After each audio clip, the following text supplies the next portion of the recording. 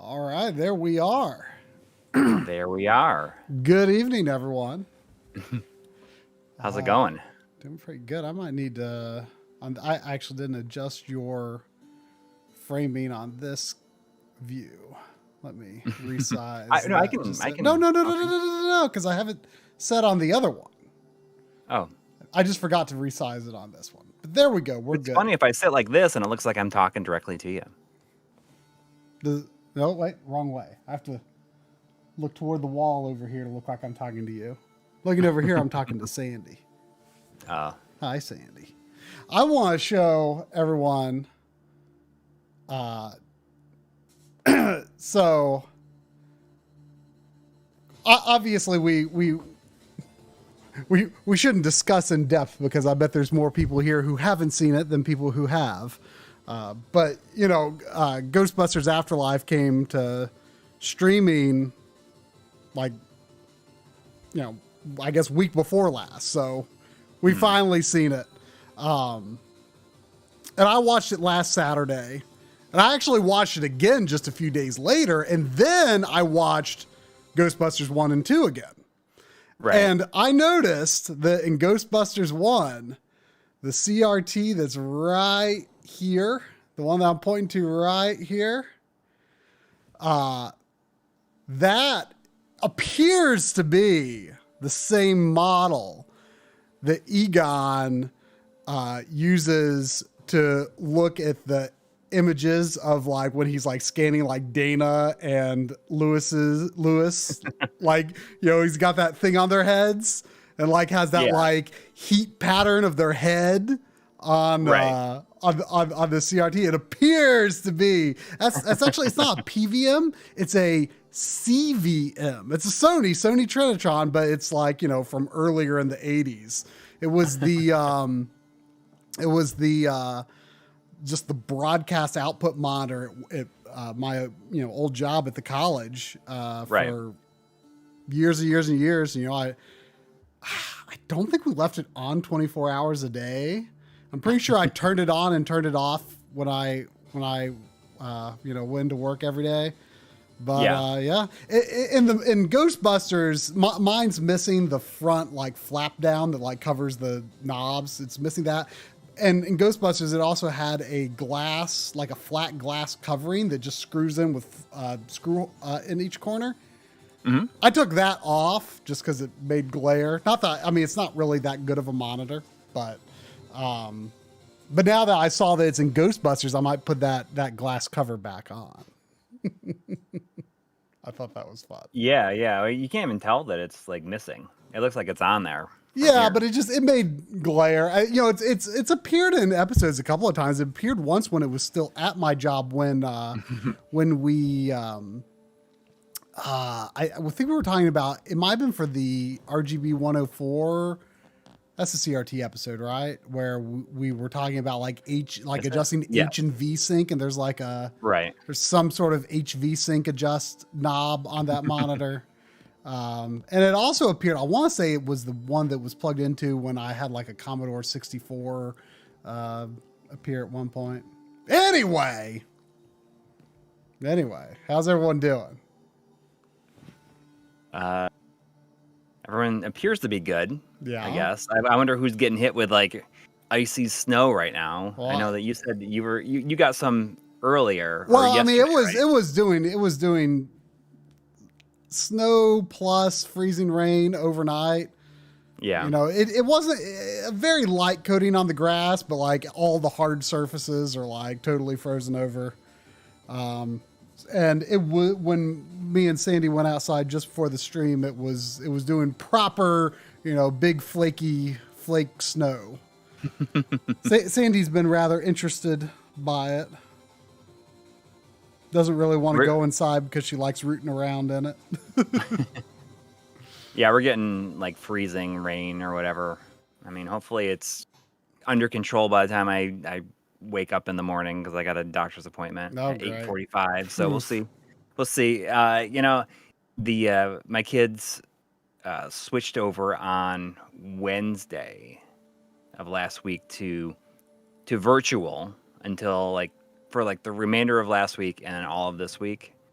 and hopefully that'll be it. But we'll see how that goes. And like, so I'm glad that. I mean, school might have been canceled because of snow anyway. Yeah, school would have been canceled, but tomorrow's a holiday anyways. Tomorrow's Martin Luther King Day, yeah, so it's a day off anyways.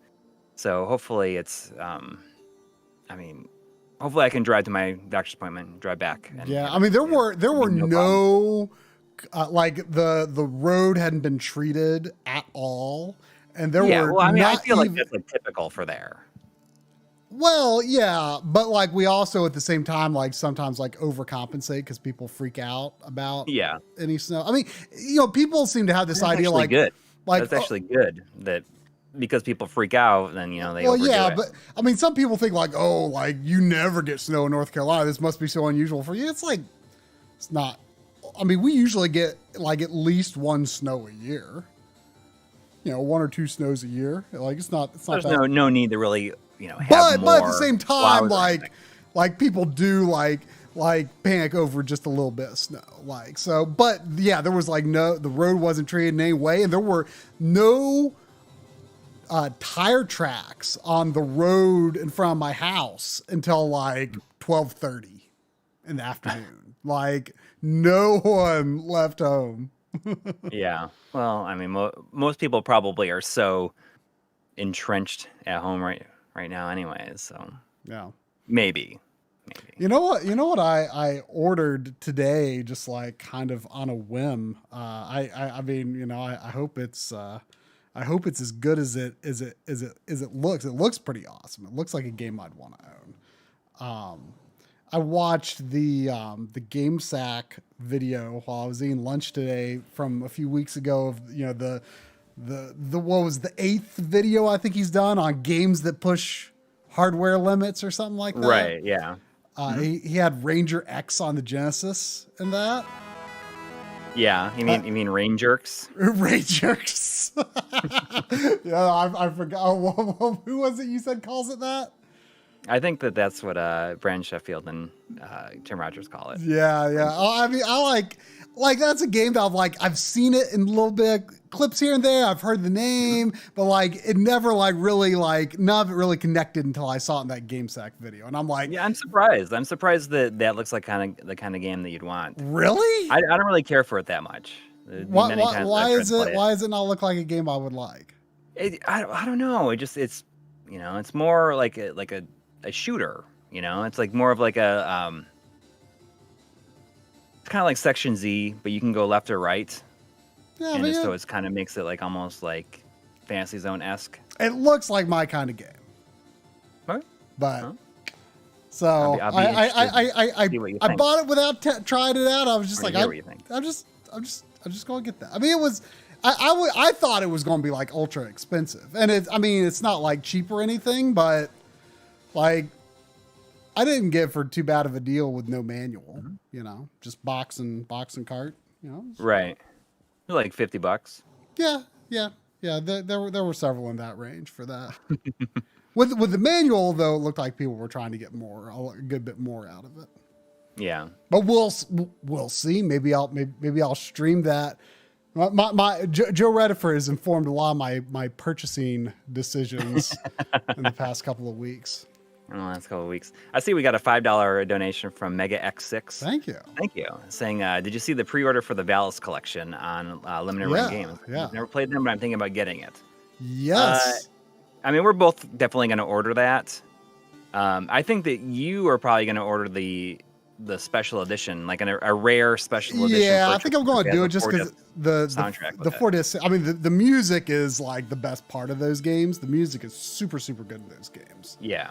I don't quite understand why it doesn't have the 4th game on there. That is really weird. Yeah, because I've got I mean, I don't need the collection, but I do want to get it. Because I've got the physical discs of. I don't have a Japanese copy of 2, but I have an American copy of 2, and then I've got the Japanese versions of 1, 3, and 4. But yeah, I mean, they are like. They have a little bit of jank to them, but they're overall like really good, I think. Yeah. Especially the first one. Like the first one on PC Engine, it actually released later because I mean these games have been a remake. Right, it's a remake. So like, I think it came out either between 3 and 4, or maybe even after 4. I'm not real sure off the top of my head. Yeah. But they're really good. They're really good. Especially the first one. It's too bad the fourth isn't on there because it's really good. I mean, they're pretty tough games. But I really like them. And I think I'm going to wait a little bit and see what else comes up for pre-order, because I think well, Castlevania. Yeah, Castlevania is up for pre-order. So I'm going to wait to order Castlevania and Valis until like the tail end of Valis's time up there. Same here. It's actually been a while since I've bought anything from Limited Run. Yeah, it's been a while since I've got anything from Limited Run. That too. I was going to play with the CRT filter on, but it looked like an OBS. It looked like some of this, it wasn't scaling. Yeah, it's like great. It's definitely. I mean, it doesn't look bad. I thought it was going to look okay, because like the scan line effect is actually really faint. It's more just kind of a blur. But I kind of liked the look that they achieved. It wasn't too. I mean, it wasn't like authentic particularly, but I kind of liked it. But I think I'm just going to play with raw pixels. So when this game came out, it was, really acclaimed, but it has not yet to get a physical copy. It sounded like surprising, but it sounded like the developers were open to it. It's published by Yacht Club Games, but it sounds like they just didn't have the bandwidth to even think about it by the time they got this, available to release. So the reason I'm playing it is because we, as you explained last week, you added Game Pass to our shared Xbox Live. I mean, I just upgraded, really. Right. For $1, yeah. But it was only $1 extra. So even though like Game Pass isn't like what we particularly want the future of gaming to be, I won't deny that it's nice for giving you access. And like, when things. this does, if you like this and yeah, I mean, I would have. It comes out physically, you'll get it anyways. I mean, or what? If I hate it, then I won't, because I would have definitely bought a physical copy of this sight unseen. Right? Yeah. So, but I just thought, hey, this is on there. People were really encouraging us to play it. Yeah, I like how you come out of a capsule like the beginning of Crystalis. You are playing this, but I just spent the last week playing through Halo Infinite on Game Pass. Oh, did you finish it? I finished it on Friday, and I wrote my bits for the. Did you see I'd already written a couple of bits for some games I'd finished? Yeah, I'm writing my bit like on a separate doc, and I'll just copy them into the other one. I've read stuff for the games that I've played so far and finished, but Halo Infinite it's a weird game. It's kind of a mess, and I know that it had severe development problems, and it really shows. It's such a weird situation. The fifth game ends on kind of a big twist. And it was very clear that they didn't know how to follow that. So essentially they just skip all of it and just have the resolution to that situation appear in what they call data clusters of faint flashbacks that appear. And but as someone who plays Halo games specifically for the campaign, I have not been a big fan of where 343 has taken the story, and 4 and 5 have this new enemy, and then they're just totally not even mentioned in this game. And it's such a weird thing that I feel like they wrote themselves into a bad place with the fifth game, and they just said, okay, we're just gonna skip over all this stuff. And the open world aspect of it was super fun. Oh yeah. Only because the grappling hook mechanic is easily the best part of the entire game. Mm-hmm. I mean, I'm not sure if you've seen any of Oh, sure. I mean, I watched most of Digital Foundry's coverage of it. Yeah. But, like, the open world stuff is really fun. But, like, when you go, like, inside, it is like, mind-numbingly boring. And, really? And Halo games you would expect the linear parts to be, like, the good stuff. Well, no, like, I mean, the inside stuff in Halo games have always been, like, very, like, felt repetitive. Mm-hmm. Like, they just, like, repeat the same things over and over again. But this, it felt like the inside parts were stretched out so much because they had to fill in this plot, like, with these flashbacks. So, like, every time you'd, like, go through, like, a wave of enemies, and then you'd get this little flashback, and then you'd go through, like, basically the exact same room again. And then you get another one, and it just goes on. Like, the last, like, I want to say, like, 35% of the game is, like, just a sequence of, like, rooms, like, repeated over and over and over again. Like, that's just what it feels like. Mm-hmm. And I don't really know, like, I think that they did this because they didn't have any time. Like, I don't know if it's true, but, if they, like, had to start the campaign over from scratch, basically, like, with a year left in development, I don't know. I mean, I think a lot of games, I mean, I don't know for sure, but I mean, I think I've, heard this was maybe part of the problem with, like, Cyberpunk is, like, a lot of games spend so much of development, I think, just, like, getting the systems working, and then, the campaign, like, the actual structure of the game is, like, very last minute. I think that's what it feels like common. Yeah. Well, here is just I felt like it was kind of a disaster. And not only that, but there's, like, basically no resolution in the story. There's tons of stuff, like, hinted at, like, oh, we're going to set up, like, all these things. And it never explains anything. Like, maybe it explains through audio logs. Oh, wait, maybe it explains certain things through audio logs, but, like, that is, like, one of my least favorite storytelling aspects. I don't mind these audio logs that you just, like, pick up along the way as, like, kind of, like, some flavor, but if they contain, like, really important plot elements, then, like, that's stupid. Because that stuff is missable. Mm-hmm.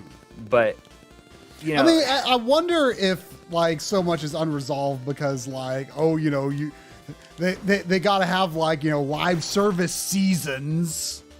Yeah, well, that's the thing. Is, like, I have no interest in playing the, like, any of the, like, online stuff. And usually, I play all the Halo games co-op. Like, except for Part 2. I never played that one co-op because when it came out, like, I just moved to New York, and the person I had played all the other ones co-op with, didn't live there, or there was no online co-op. But, like, so after you beat the game, you can kind of go out and, like, clean up and, like, take over the different, like, bases and stuff that you didn't get a chance to. But there's, like, absolutely no reason to do this stuff. Like, you're not, like, building towards anything. The only thing it does is it unlocks more weapons that you can just, like, get out of your inventory, like, in the bases and, like, vehicles and stuff. And there's, like, really no reason to, like, feel, like, the urge to do that. And that's what John Lemon told me. He said, just do the extra stuff, like, as you're on the way to, like, the next story level. Mm-hmm. Because that's all you need to even worry about. And I realized, like, that there is certain things you can pick up, like, in the overworld, but all it is like, cosmetic things for the multiplayer. So there's, like, no reason to go around and do anything after you finish. And, like, if you recall, like, the other, I guess the other, like, really super high profile, like, series when it went, like, completely full on open world was probably, like, Zelda, which, when Breath of the Wild came out, like, it was famous because it felt like you were constantly finding something, like, new and interesting. Right. Well, I mean, yeah. I mean, it was open world structure unlike any other open world game I've ever played. Yeah. Well, this, I mean, I feel as though, you know, Halo is a high profile enough game to be like compared to something like that, and there's just like nothing. Like it just makes the world feel like boring and like, I don't know, just like barren. Mm-hmm. Although like it makes sense in the sense of the plot and the location. But I don't know, like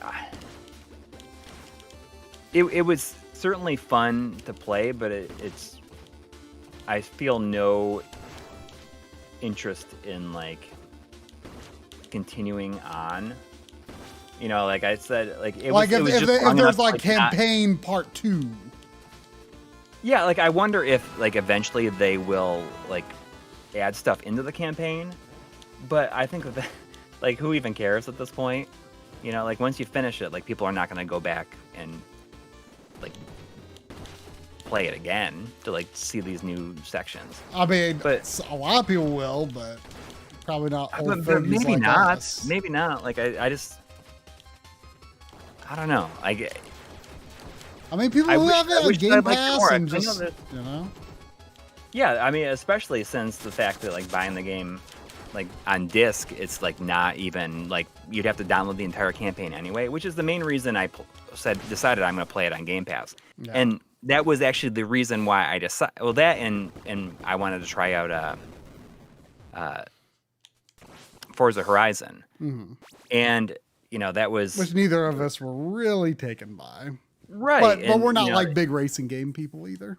Yeah, I thought maybe that would be the kind of one I would like though.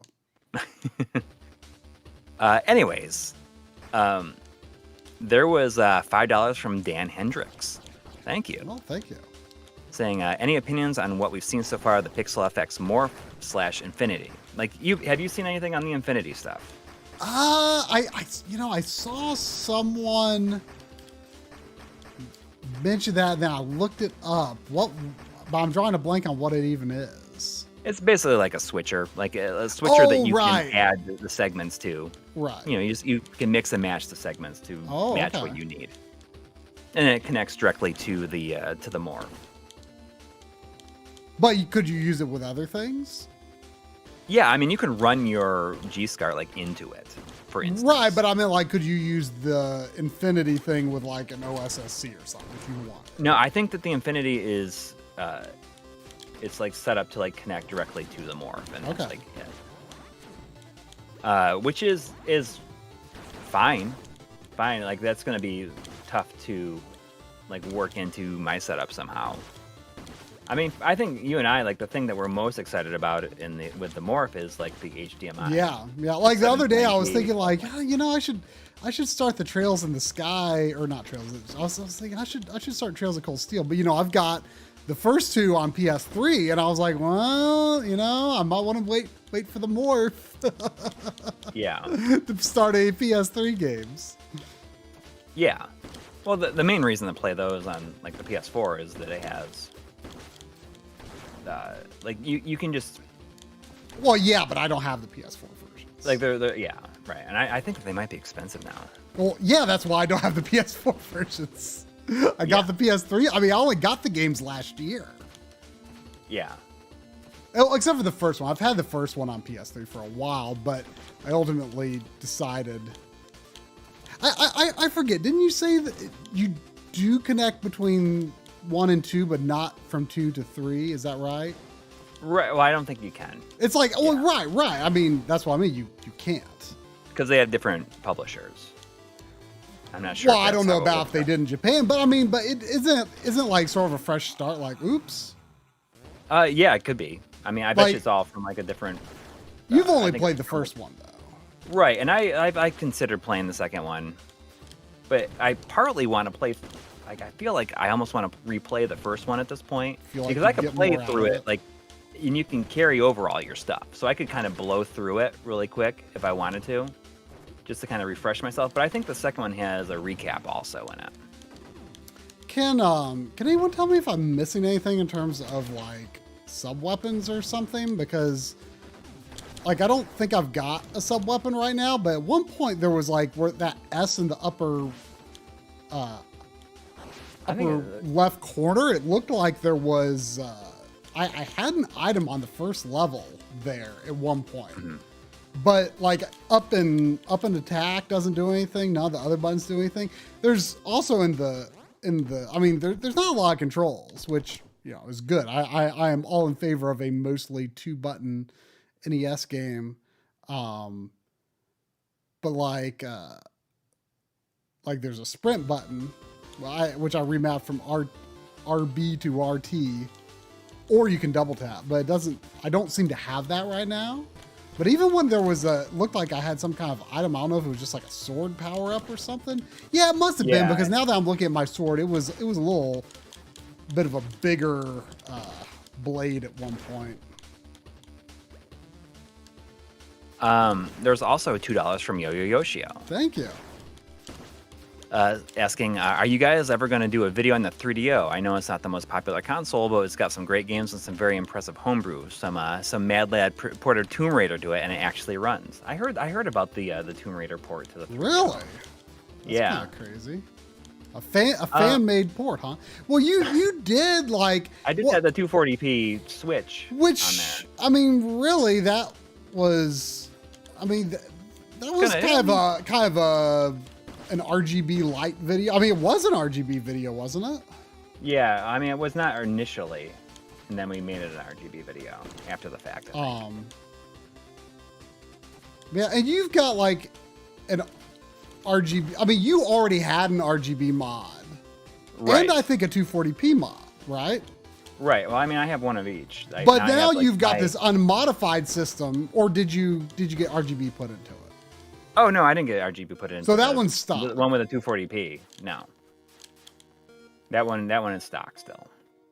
I did it with my FC 10 or whatever it is. The one that has like the open top, the lid on it. But I mean, yeah, I mean maybe eventually. Like he's bleeding yellow.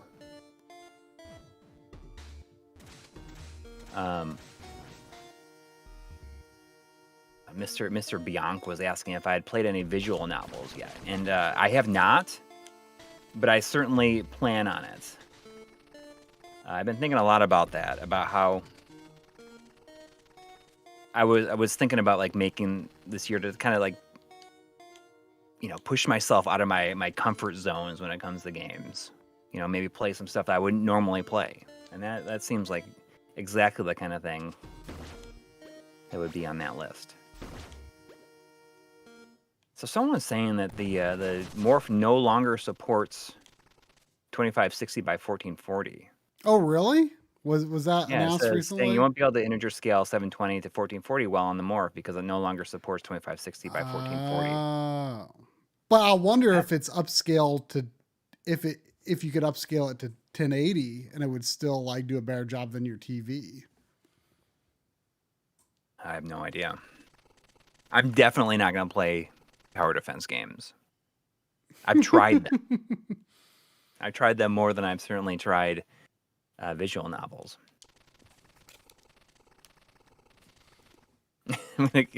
My games I played in 2022 is going to be all Madden games. That's going on to... The only game I played all year, my game of the year is Madden 92. Maybe I'll put that on there. Corey would rather play Getting Over It than any other tower defense game. Isn't that was it Getting Over It with Bennett Foddy? It's like climb over a hill. That's the whole game. But I don't really know anything about it. Is it just like really hard to control? Because that's the whole idea, is that it's difficult to control, like Octodad? or it's kind of like what is it, QWOP, like but with like climbing over a mountain. Isn't that what it's like? I don't really know too much about it. I just know that the name Bennett Foddy is really funny.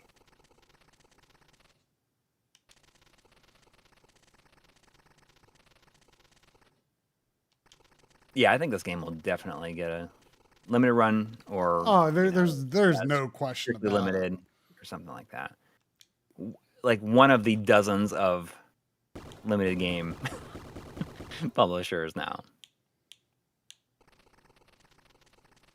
You know, there was a comment today. I responded to it, you know, on the games we played in 2021. You know, I think I said before, but like I've gotten the I feel like I only saw one review of Panzer Paladin, and it was like, well, you know, it's kind of a little too old school, and like apparently it like reviewed badly in general, and there was a comment on that video today just saying Panzer Paladin sucked, and I'm just flabbergasted by this, like the idea that like if you don't like you know, late generation, early 90s NES games, then you probably wouldn't like it. But if you do, it's kind of amazing. And I cannot, like someone who likes NES games, I can't imagine not liking, like it's really, really good. Like it's challenging, but it's like not a perfect scale, right? Huh? Not just because it scales perfectly. Well, I mean, it's actually kind of got a unique scale that's not really NES authentic at all, but like otherwise, like it's definitely going for an NES sort of aesthetic and sort of concepts, but you know, kind of. Yeah, well, the color palette on it, I think, is really cool. It makes me think of like an Ocean game. You know, the developer Ocean. I don't know why there's like the way that the sprites look and like these like that brown or yellowish color of like the main character. Just well, like I wonder if people who didn't like it before, if they restarted it, they'd like it even more. Cause like, even though as much as I loved it, I just like never got back to finishing it after I streamed it that one time. And then months and months and months later, you know, it'd been too long for me to just continue. So I just restarted, and like, I understood a lot better about how to like manage, my inventory of weapons and to use them effectively for spells so you can recover, increase your strength, increase your defense, stuff like that. It's okay, so now I can up attack with there was 2 euros from Alex Wilkie. Thank you. Saying I would recommend Danganronpa, great visual novels. So I bought that Switch, the Decadence collection. Mm-hmm. So I mean that's my first step, I suppose. Is the Decadence collection considered like not good? Like I heard somebody saying like, oh, it was a real disappointment. Like what's wrong with it? I don't know. Did you get that collection? No, I didn't. I've got all of the Danganronpa games on Vita though. Those are the only versions I have. No, I mean, I wonder what's wrong with it. Maybe people just like expected more new stuff or something. Like it's hard to imagine it like being like, you know, like badly made or something. Because it's, I mean, Danganronpa is very simple visuals. Yeah. Like I think there's like some new, there's like a new extra mini game in it or something. Oh, it's like an expansion or something like that. Or yeah, and it like has like all the characters in swimwear or something. Maybe they didn't like the swimwear enough. Oh. I don't know. I don't know. That's all I know about is there's some like extra content. Right. Where your characters are at a beach or something. Whoops. Well, we'll see. I mean, I have no expectations. So we'll see. Maybe they censored it. I feel like games coming out on the Switch right now are like uncensored like all the time. It's like Sony that's been like censoring most stuff. Yeah, I mean, like, I can't believe the amount of stuff that's on the eShop. Those games definitely get pretty fan servicey. You know, it was well. That's like, but I feel like that is like half the eShop at this point. Yeah. I mean, it's like a mess looking through the eShop. There was definitely a lot of stuff in those games that you know, maybe just roll my eyes out of my head. Yeah. I mean, it gets pretty just like, oh, come Yeah. Like that, you know, I mean, I guess for some people that's the appeal, but that is definitely not why I am there for these games. So I don't really care what they did. It definitely gets more extreme over the course of the series. That's for sure. Yeah. Well, the first and second ones were my favorites. Probably the first was the best, but a lot of people really like the third one. I have some misgivings about the third one, but it was okay. I didn't dislike it. The action game one I didn't think was super great. I'm pretty sure that's part of the collection, isn't it? The Ultra Despair Girls. Right. But that's not on the collection. Oh, it's not. I thought it was. Okay. No, it just has 1, 2, and 3 on it. But like one is like falling into those pits. They don't look that threatening. Like the enhanced version or something like that. But I don't know. Like I just want to. I don't know. I'll give it a shot. The Switch shop is like the shop itself. Yes. I thought you meant like the game selection. It's all like anime girl stuff. Like I can't even like look through. It's hard to find anything on there. All I do is look at the like the stuff that's on sale. And that's mostly what it is. But I don't know. Sometimes you'll find something that is interesting.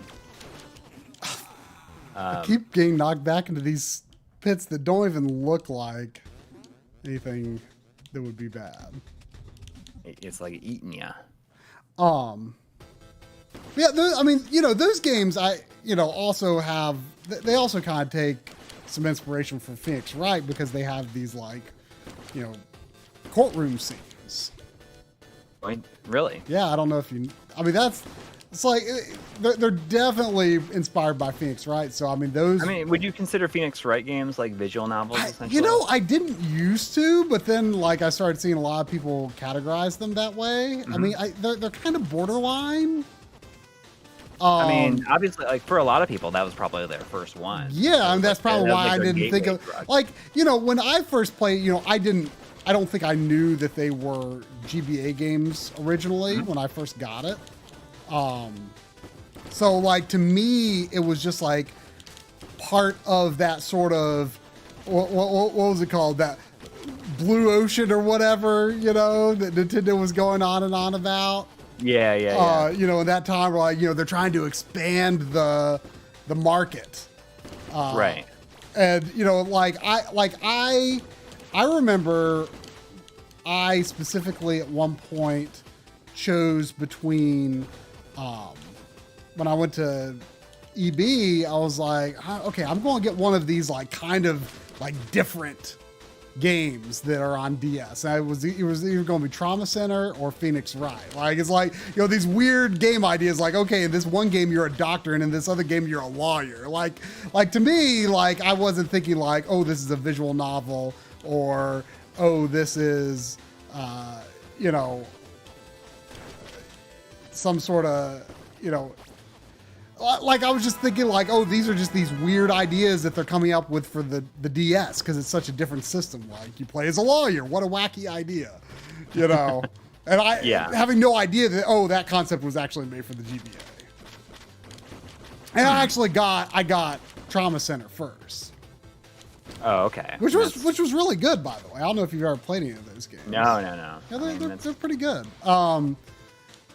But I mean, that's but exactly then I later got Phoenix Wright, and it's pretty magical.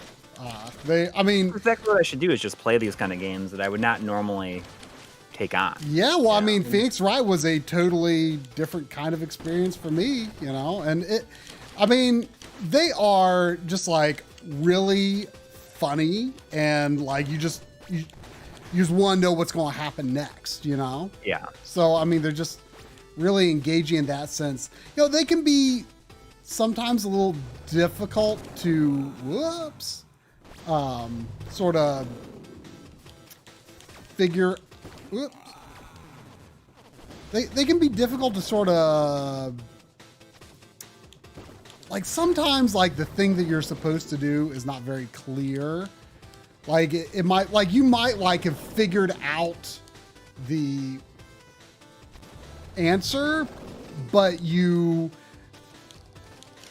can't present it as evidence yet. Like you know you're thinking like, oh, like I get what happened and this person did this which led to that, and that's, you know, how they got away with it or whatever. Like you figure that out, but like you're missing a step. You're not understanding a step in logic that the game wants to make you go towards, if that makes sense.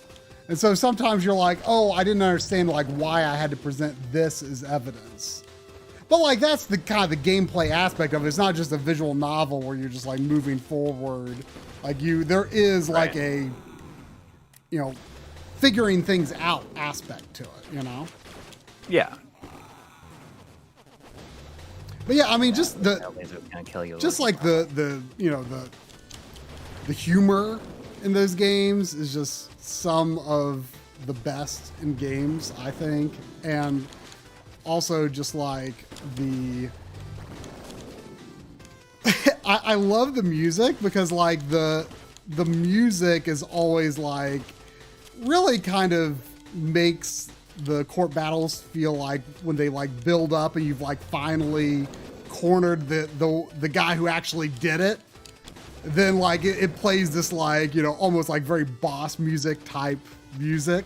And it's like all like, you know, exciting and energetic, and it's just it's fun. Man, I'm getting way too eager with these. Whoops. There was $5 from DT Playthroughs saying, I love this game because every level felt better than the last. What games do you feel got progressively better up to the end? Ooh. I mean, you know, a game I think about a lot is it actually worth going in here now that whatever thing that I got in here like seems to be gone after, like, are these, I don't think there's anything actually valuable in here. I don't think it's worth going in here again and again. I mean, you know,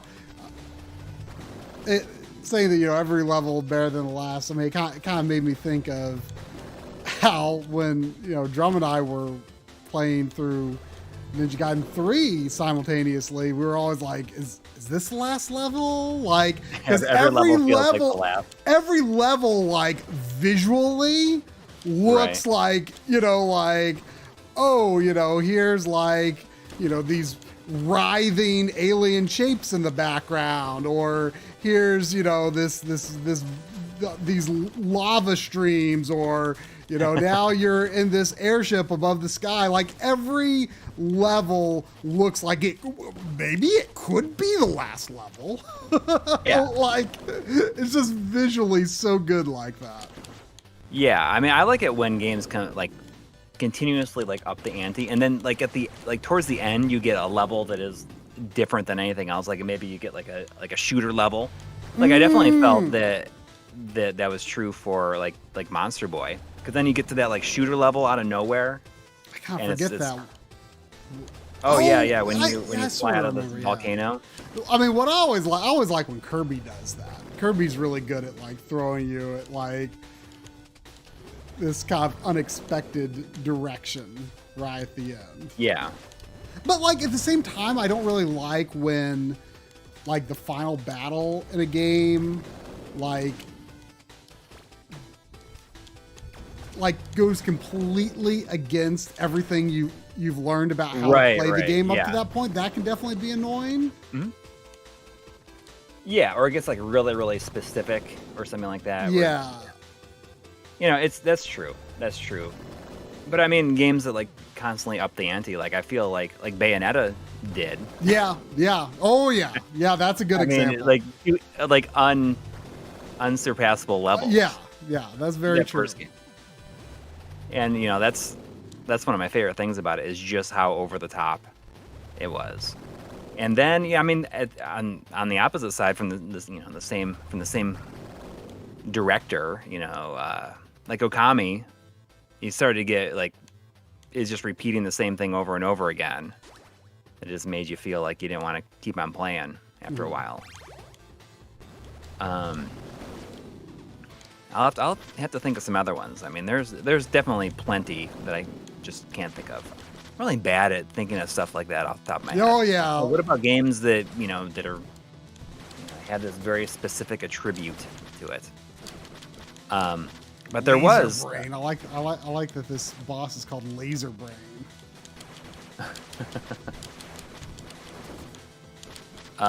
So Captain Swag 101 with $5. Thank you. Thank you. Saying Danganronpa Decadence is serviceable but hamstrung by being 3 layers of ports deep. I have a lot more to say in the Discord if interested. Yeah, I know that he is heavily involved in hacking and I guess doing like really? fan right. patch type stuff to like the Danganronpa games and the Persona games. And several others. So he knows quite a bit about how those games function. Yeah.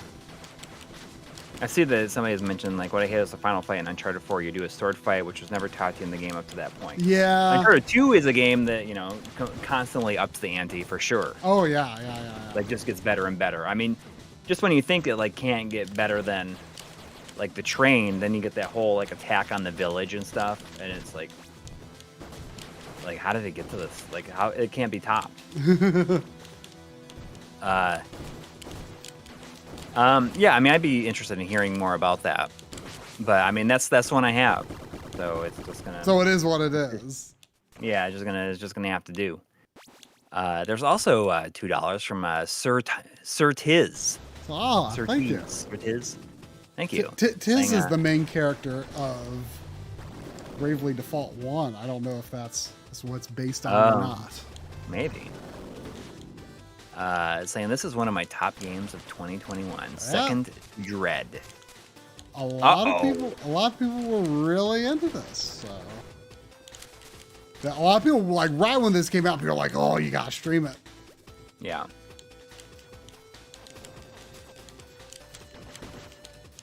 Someone says that this makes me think of this makes me want to play the or Quinto Zero said this makes me want to play the Messenger or Strider.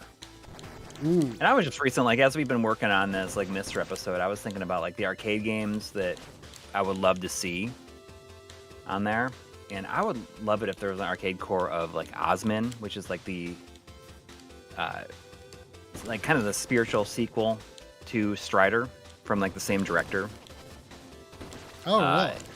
Yeah, it's, What's like, it called? also called, like, it's called Osmin, or, like, more commonly, it's, like, referred to as Cannon Dancer. Oh, crap. Oh, I am not familiar with that. Oh, I hope the boss is dead. That would be an amazing core to see. Okay, the boss is dead. We've been hard at work on this Mr. episode. Yeah, it's gonna be long. It's gonna be long. Like I did. Okay, I'm going. Okay. Like we're doing everything we can to keep it under 2 hours. At this point. Like, yeah, at this point, that is potentially a risk. It's definitely going to be like, just like we've been doing recent episodes, like, we're doing I edit my parts, you edit your parts, and we squish them together. Yeah, it's and make like a massive. I mean, and even then, it's like going to be like so surface level, like on a lot of things, like for sure. I mean, we get to keep it moving because there's so much stuff in it. But that's the whole, like, that's the idea. We're very upfront about that. But it's going to still be long. It's going to be, but we also have to, we don't, for our own sanity, we can't go like so overly crazy, like deep on each core, because so much stuff could be like obsolete, like immediately. And it's not even worth it. Right. Exactly. So we just like decided, like, we have to like have a balance between like letting go and like just like talking about stuff that's cool about it. Mm-hmm. So there was $5 from Dad1153.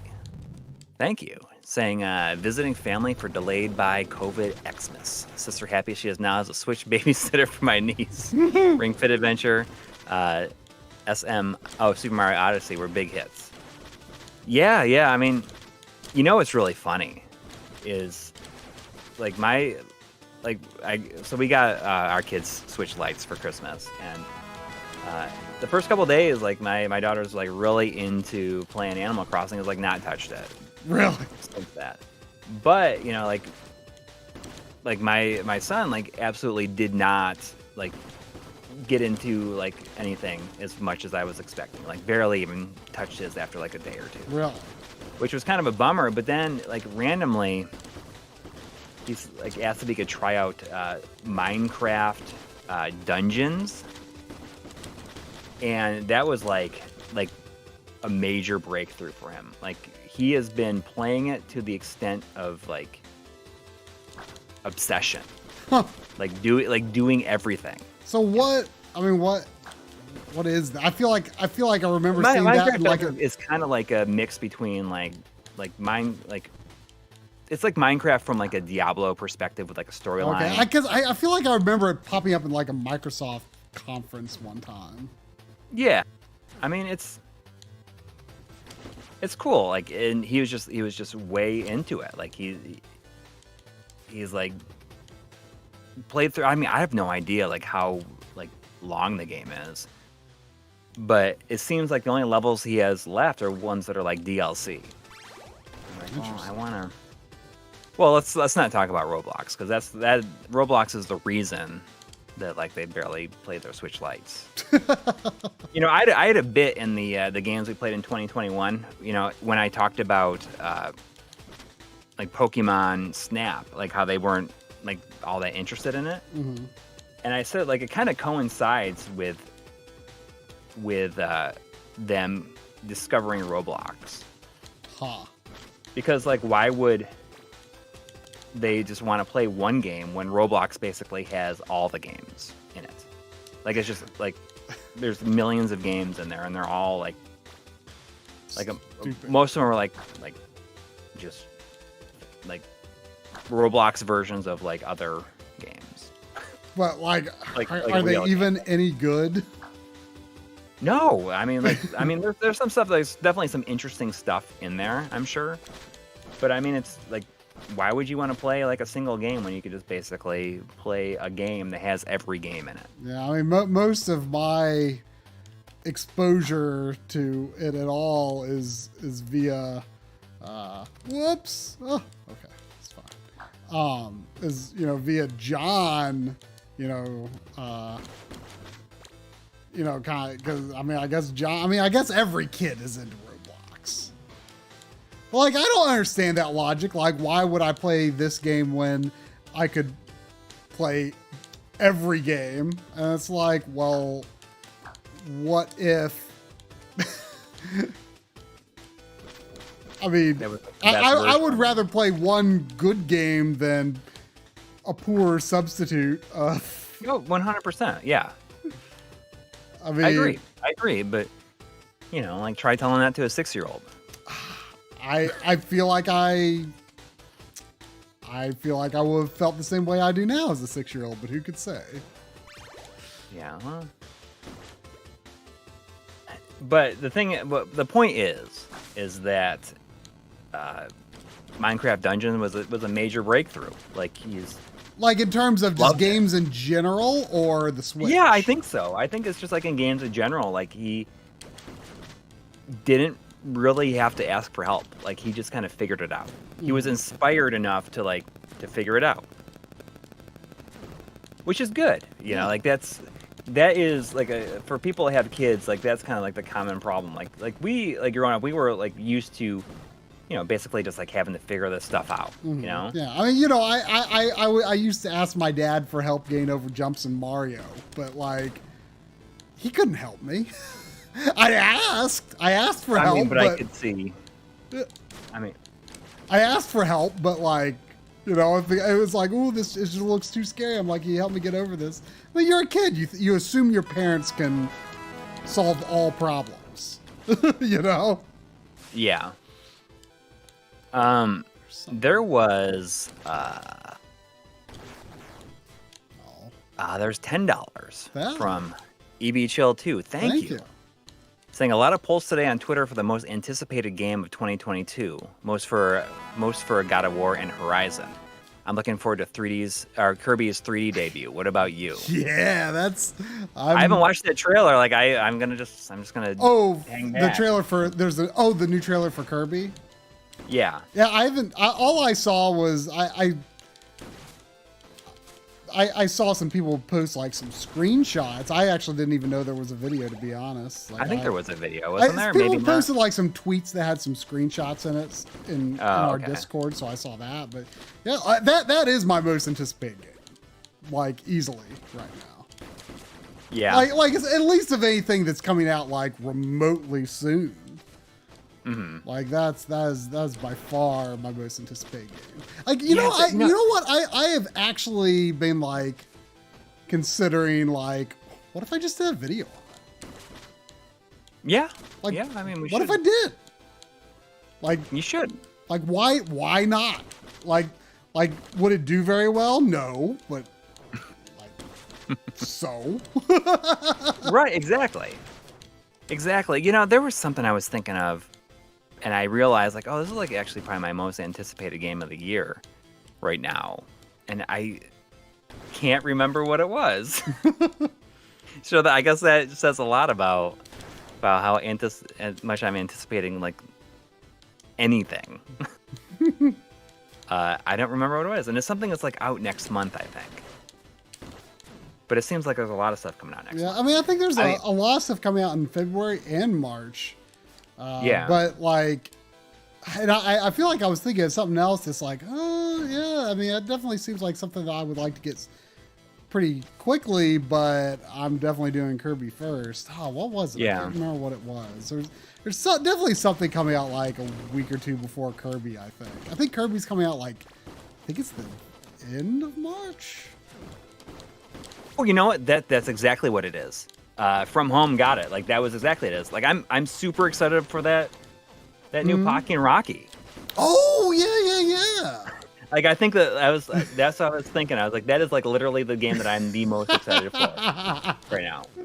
Because I mean, like, you ask me, like, Tenko Project, they can do no wrong. I think they can do non-integer scaling without interpolation, but it's like it's not even noticeable. It's not even I wonder if it would be noticeable in Pocky and Rocky, but like you would think it would be noticeable in Shadow Warriors, but there really was no shimmering. I didn't notice anything, like, period. But you know, that is exactly what it is. Yeah, they are so good. From Home, like that was it. Because I remember seeing that trailer and being like, I mean, I didn't watch the whole thing. I just like kind of skipped through it, and I'm like, oh man, like I will buy like anything of these.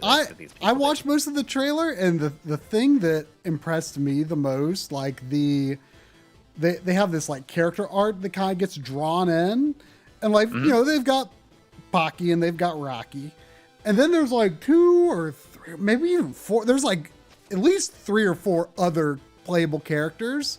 Did they not reveal or no? No, they did reveal them. But is one of them Becky? Isn't Becky from the I mean, it was in Japanese, so I wasn't even looking at the names, to be honest. I don't know. I don't think one of them was Becky, but it could have been. But what impressed me was like all of the artwork, like not just the old characters, but the new characters too, like looked like it could have just leapt out of the pages of a Super Nintendo manual from 1994. Like the art style was just like the art. I mean, I'm not just talking about the sprites, but like the hand-drawn like style, like character art, like looked so authentic of the era. That really impressed me.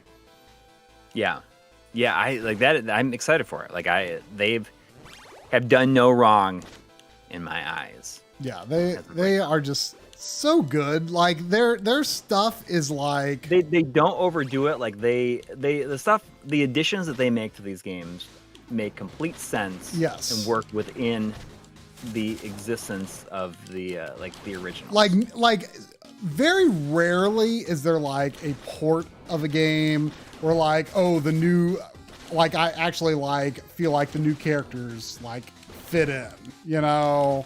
Yeah. Or the extra levels are just like, oh, it's just a marketing point. It's not actually good. Yeah.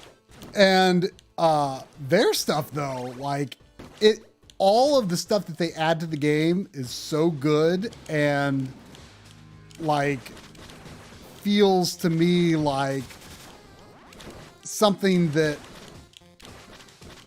like makes it the new definitive version. Like it's not like it's just so good. I don't think that Pocket Rocky is Switch only. I'm pretty sure that PlayAsia has a PS4 version. Well, PlayAsia had some wrong listings recently because they had a ESRB version of Chocobo GP recently. Yeah. When like I think there was a new trailer and then they had like 4 different listings for Chocobo GP. And I have not found any further evidence of a physical ESRB rated version. And, I haven't found it on Amazon or any other websites. And they have since taken the, I sneezed. I didn't throw up. It sounded almost like a throw up. They now, I believe, PlayAsia only has Japanese and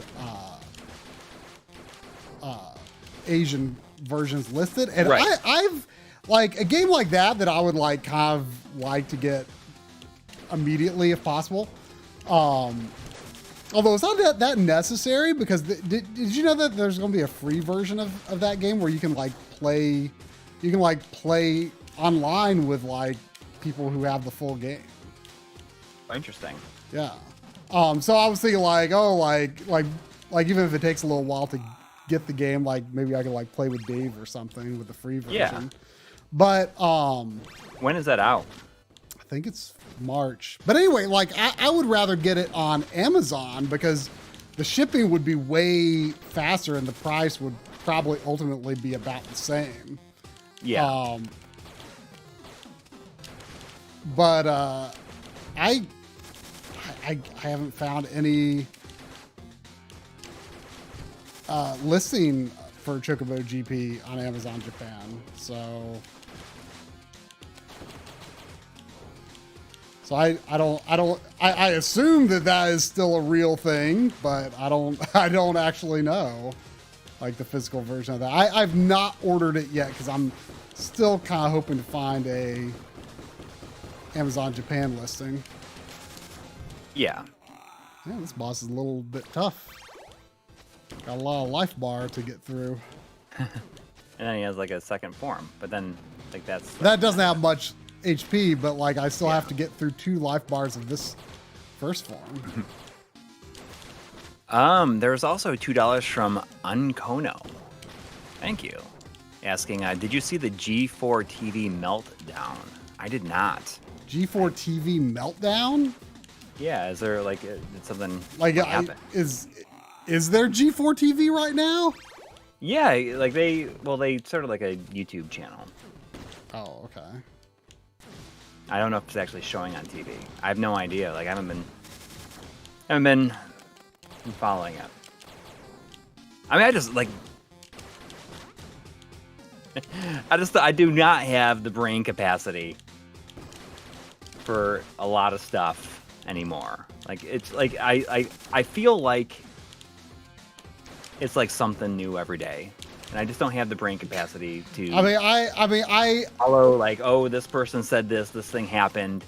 I try to, this service is now doing NFTs. I can't follow everything all the time and still like maintain my sanity and like I don't even use social media, so I don't even see like we tweet like from the MLiG account every now and then, but like the only like I will like look at my Twitter accounts for like my friends every now and then. Like I look at like John Linneman's Twitter account, Yeah.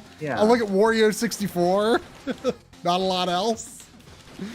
So I just don't know a lot of stuff that's going on in the world. Yeah, like there's just too much stuff, and it's like it's literally something new to worry about and keep track of every day. Humans, I don't think are built for that much like interaction and stimulation. Yeah, and like I just can't like dedicate like the mind space to like managing happiness with like my family and life, like and just doing the stuff that I need to do, like my other job and like this, and just like there's just too much stuff. And if I try to keep up with that stuff, like I would like never get anything done ever. Yeah. Like it'd be even worse than it is now. Like it's it's already tough enough to get anything done. Yeah. I mean, like I know that G4 is back, but I have not. I didn't even know that video that they have put out. Like I just I'm sorry. Like I don't know if it's like if that's like a good or a bad thing, but I can't. I think it's good overall to not be aware of a lot.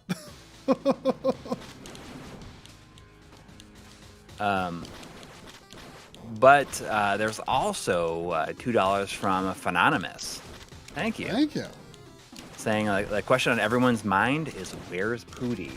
I haven't seen Pootie like since it got really cold. Since we've had our dog, we haven't seen Pootie. But Nellie's going to be vaccinated this week, so finally she'll get to meet other dogs. She'll get to meet other dogs, yeah.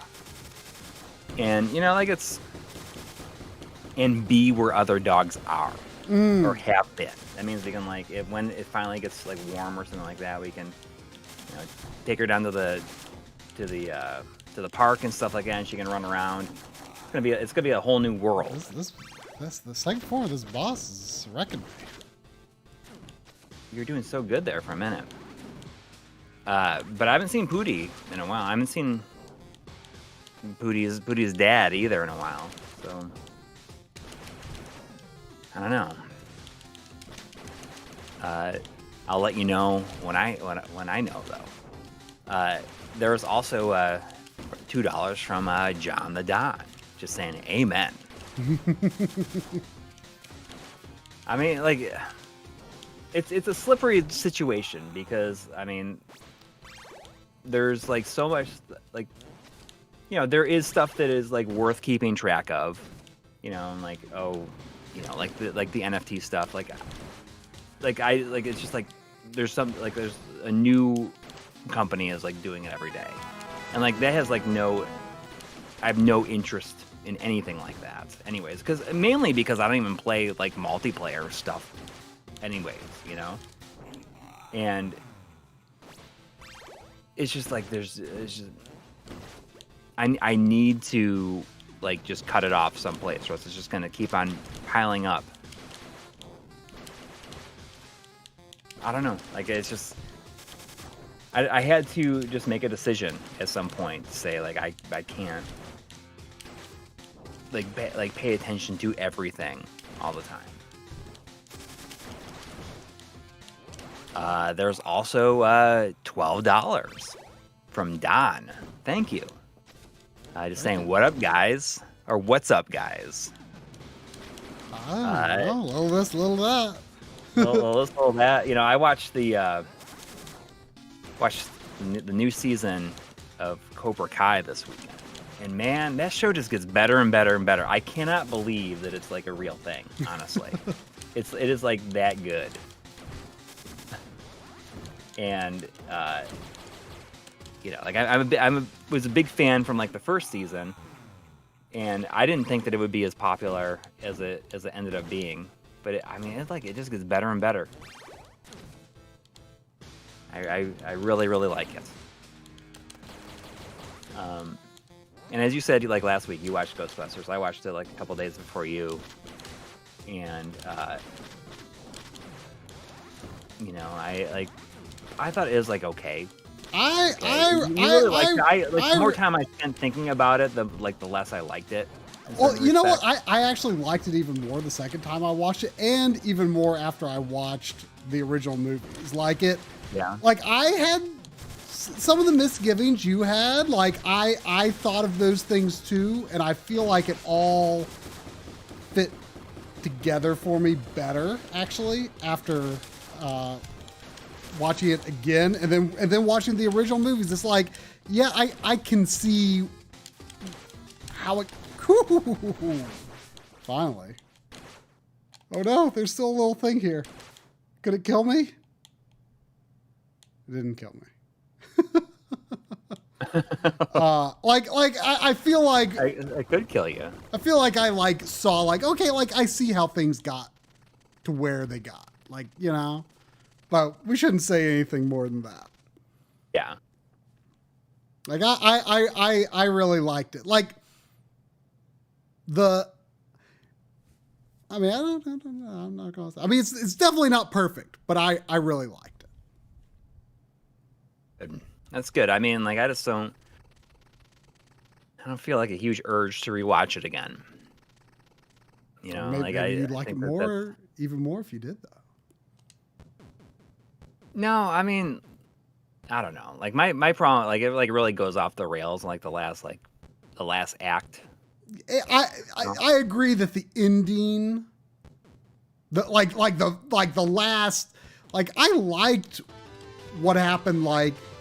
The last 5 minutes is really the only part where I'm kind of So now I have a down attack. Oh, I have to be on the ground. There's a lot. It's must be a lot of levels if you got that many power-ups there. There was $5 Canadian from Boyce 18. Oh, Boyce! Boyce, we hung out with Boyce when we went to our first convention. Well, it was our first convention we were invited to. Yes, exactly. Saying, try finally playing Cyber Shadow, my game of the year 2021. I hope he likes it. Gentlemen. It's pretty good so far. I don't know if it's game of the year tier so far, but it's pretty good. Pretty good.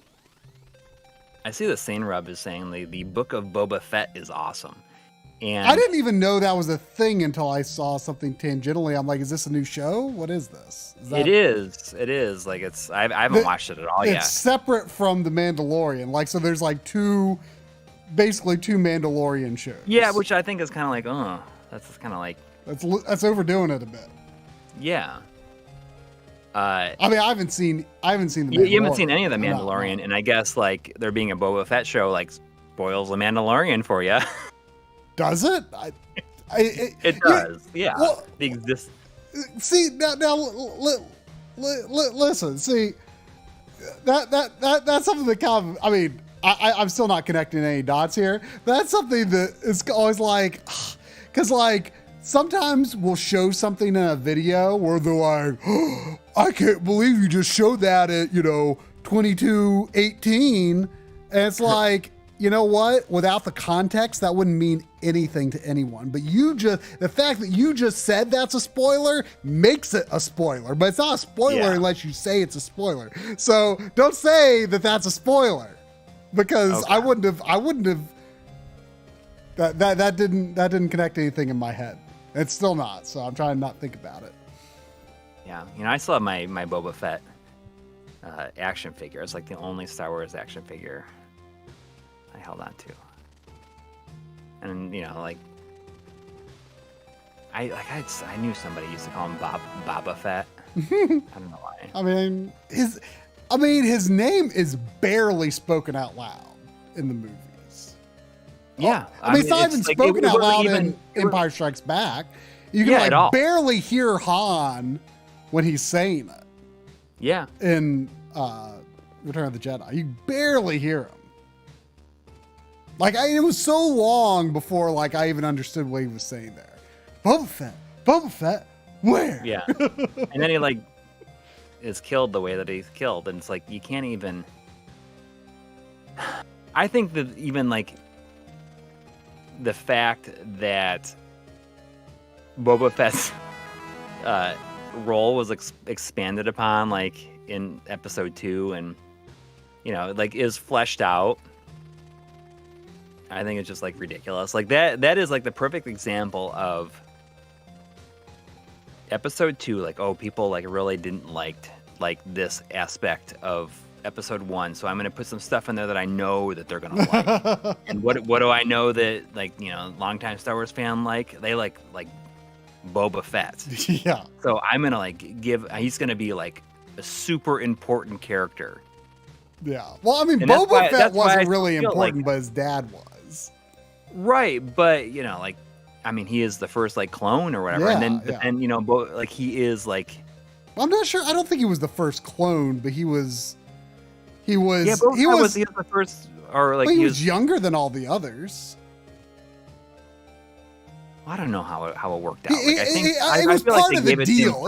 It was part of Jango's deal with the Kaminoans or whatever. Like the growth rate of the other one. Yeah, I don't know. But, you know, like, it's just like this. That's when I think of when I say, you know, people might not have liked episode 1, but at least George Lucas made the movie he wanted to make.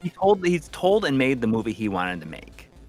And then from episode 1 on, he had to, like, throw this stuff in there that he knew that fans would, like, go crazy over, and, like, trying to, like, make it so that they would have a harder time, like, not liking it. But they, you know. But they did anyways. But, you know, that's in his mind, that's the way that he felt. Yeah, exactly. I mean, you know, I ended up not doing it, but I know, you know, this was kind of discussed in our games we played in 2021, but like I, you know, kind of felt like a Star Wars fan again after playing Jedi Fallen Order. And, you know, like I actually, like, kind of, like, I was, you know, I'm a good several years younger than you, and, like, I think I was the right age for the prequels. 100%. And 100%. I like me and my friends went to episode 1 and 2 like an embarrassing number of times in the theater. Like an embarrassing number. We went so many times. And that is I get that. I get that because, like you said, you were the perfect age. And I mean, there's people, like, that are, like, my age or slightly younger that say, like, oh, Return of the Jedi is, like, horrible, like, or is, like, is so disappointing. But, you know, like, I was, like, a perfect age, right, for Return of the Jedi. I mean, I was 5 when that came out. Yeah, and you know, like, that's one of, like, my earliest theater going experiences that I remember. Yeah. And maybe my earliest. And I love it. I love Return of the Jedi. Like, I definitely acknowledge a lot of the problems that the Star Wars special editions have, but, like, that was around the time that I was actually, like, when those came out was, like, around the time that I was starting to become a Star Wars fan. You know? Wait, so the special editions? The special editions. Like, I had only just, like, I had, like, seen, like, Star Wars in the background, like, you know, when they were on TV or something. Sometimes I'd just, like, walk through the living room and, you know, it'd be on the TV, you know? Yeah. But, like, I never, like, sat down and watched it. Like I had seen, like, Jabba the Hutt. Like I was aware that, like, that big blob slug guy was, like, a bad guy in Star Wars. Yeah. And, like, I saw this, there was, like, this big, like sleepover that a friend invited me to, like at like his church, like back when we were in 6th grade, and there was like a whole bunch of people there, and like I remember like they put on a couple of movies, and it was Princess Bride and Return of the Jedi, and like that was like the first time like I saw an entire Star Wars movie. And I remember very clearly when what's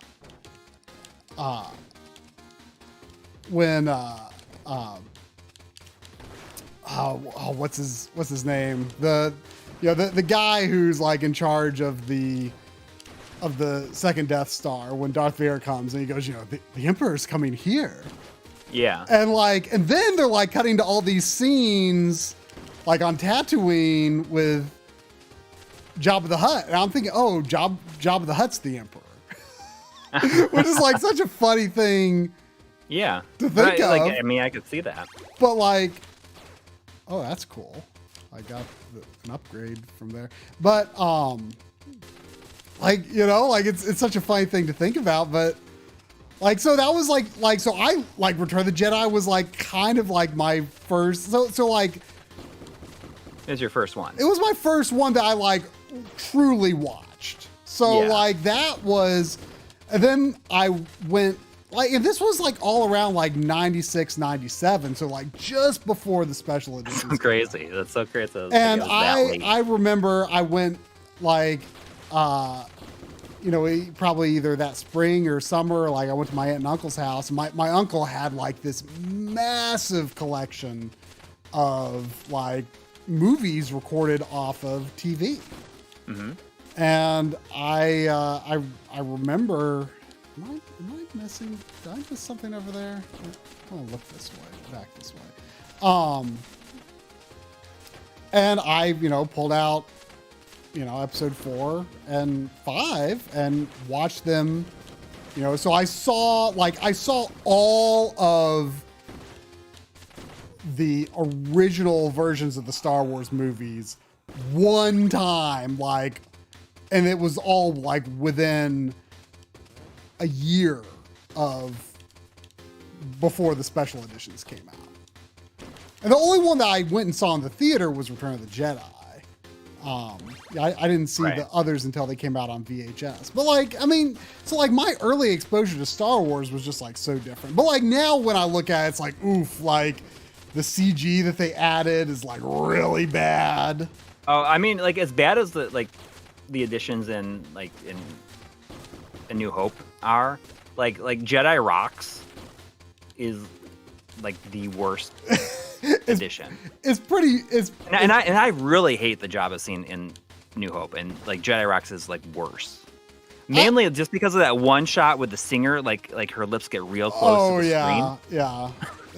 That was like a big thing, like when CG was like really becoming a big thing. Yeah. I hated it when characters would like turn and like look directly at the camera and like make some like scream or like do something directly at the camera all the time to the audience specifically.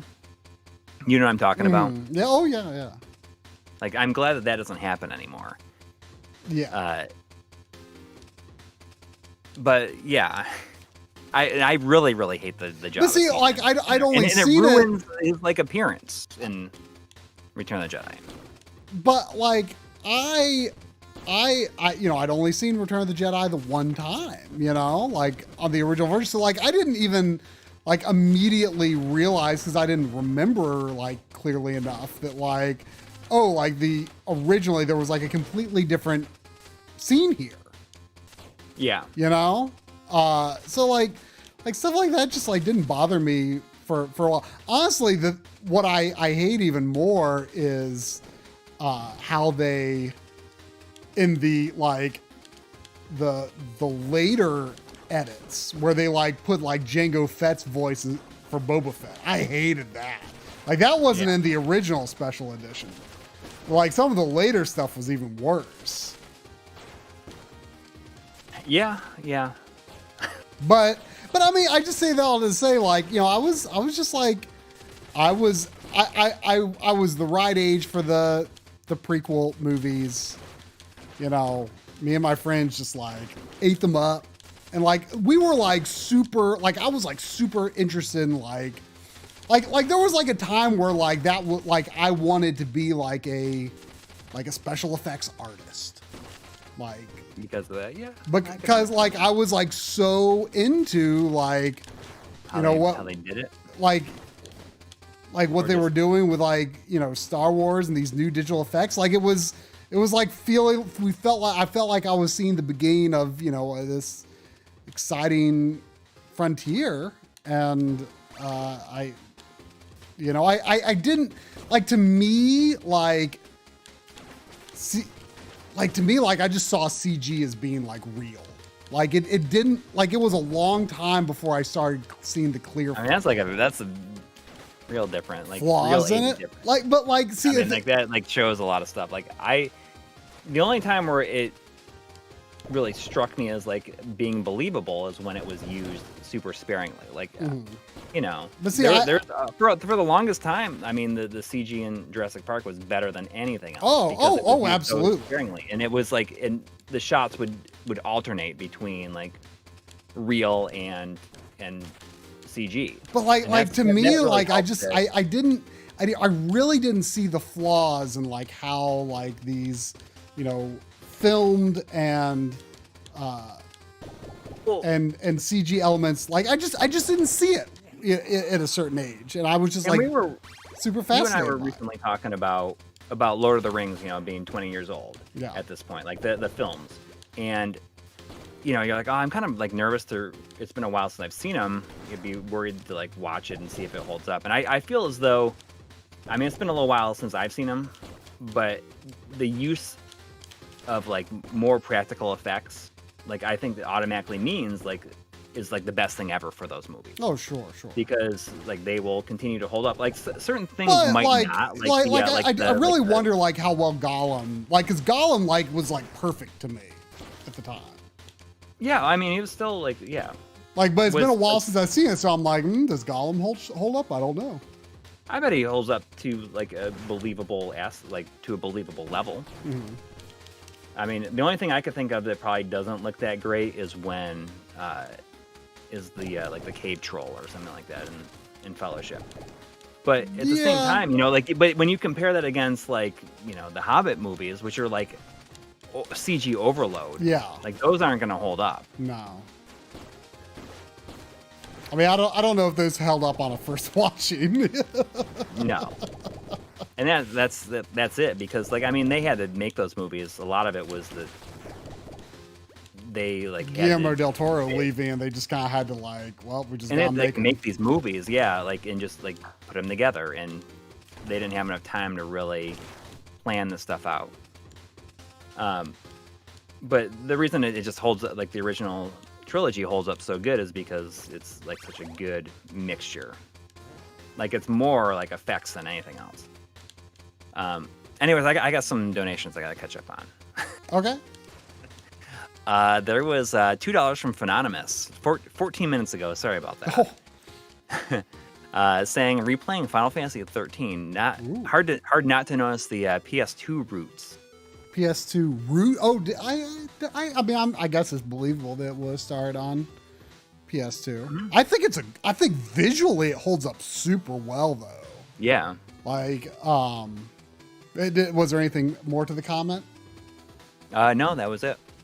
I mean, I think Final Fantasy 13 is still like a very visually striking game. It's by far on Xbox Series X like the best use of the auto HDR effect. I mean, that's definitely hit and miss, but I thought Final Fantasy 13, from the little bit of it I played, looked amazing with that. I mean, you know, we've said it many times, but like I definitely feel like Final Fantasy, the reaction to Final Fantasy 13 would be a lot better today than like now. People are kind of fatigued of open worlds, but now back then it was like, oh, like, you know, just this linear thing. and now like linear games are like kind of nice. Yeah, well, you compare that against like 15, which you and I both really don't care for that much. No. So if that's what they want to do, like if that's their equivalent of, open worlds, like I'd rather have the linear stuff. Yeah. So I don't know. Like, I bet Final Fantasy 16 will be fairly open, but I think it'll be a more appealing open world approach than 15 for sure. I mean, the weird thing about 15 to me is just that, like, I believe even back when it was called Final Fantasy Versus 13, it was intended to be this kind of sort of open world. I'm sure it would have been quite different at the time if they actually pulled that original version off. But like at the same time, like I feel like this like road camping trip with your buddies story that they wanted to tell just was incompatible. Or they wanted to have this road trip with your buddies gameplay, and I felt like it was just at odds with the story that they wanted to tell, and that's why the latter quarter of the game was like completely linear, because you couldn't tell that story during this like hanging out with your bros in the Wild West wilderness. Going to 50s diners sort of vibe. Like the story just was incompatible with that. It was like these two, they felt like they were obligated to make this open world game. And that's why all of the cool stuff that like your character could have like been actually involved with all the cool stuff that happens in the capital. But they're like, no. They're going to get bored and check out if we don't get immediately to the open world gameplay. And then they like read like in the newspaper, oh, your dad's dead. Like, an hour into the game. Well, and like you feel completely disconnected from what even happened there. It doesn't even feel real, It's I don't remember anything about Final Fantasy 15 outside of the the time skip in it is like the best part of the entire game. Absolutely. But then they just like kind of throw you in. There's nothing to really even do in that. Yeah. I mean, it is definitely a messy game, and a lot of people like really like the combat system in that game, and I don't really understand. Like it, like the game wasn't difficult. I don't remember dying more than like maybe a handful of times. Yeah. So it wasn't difficult, but like at the same time, I felt like I didn't get it.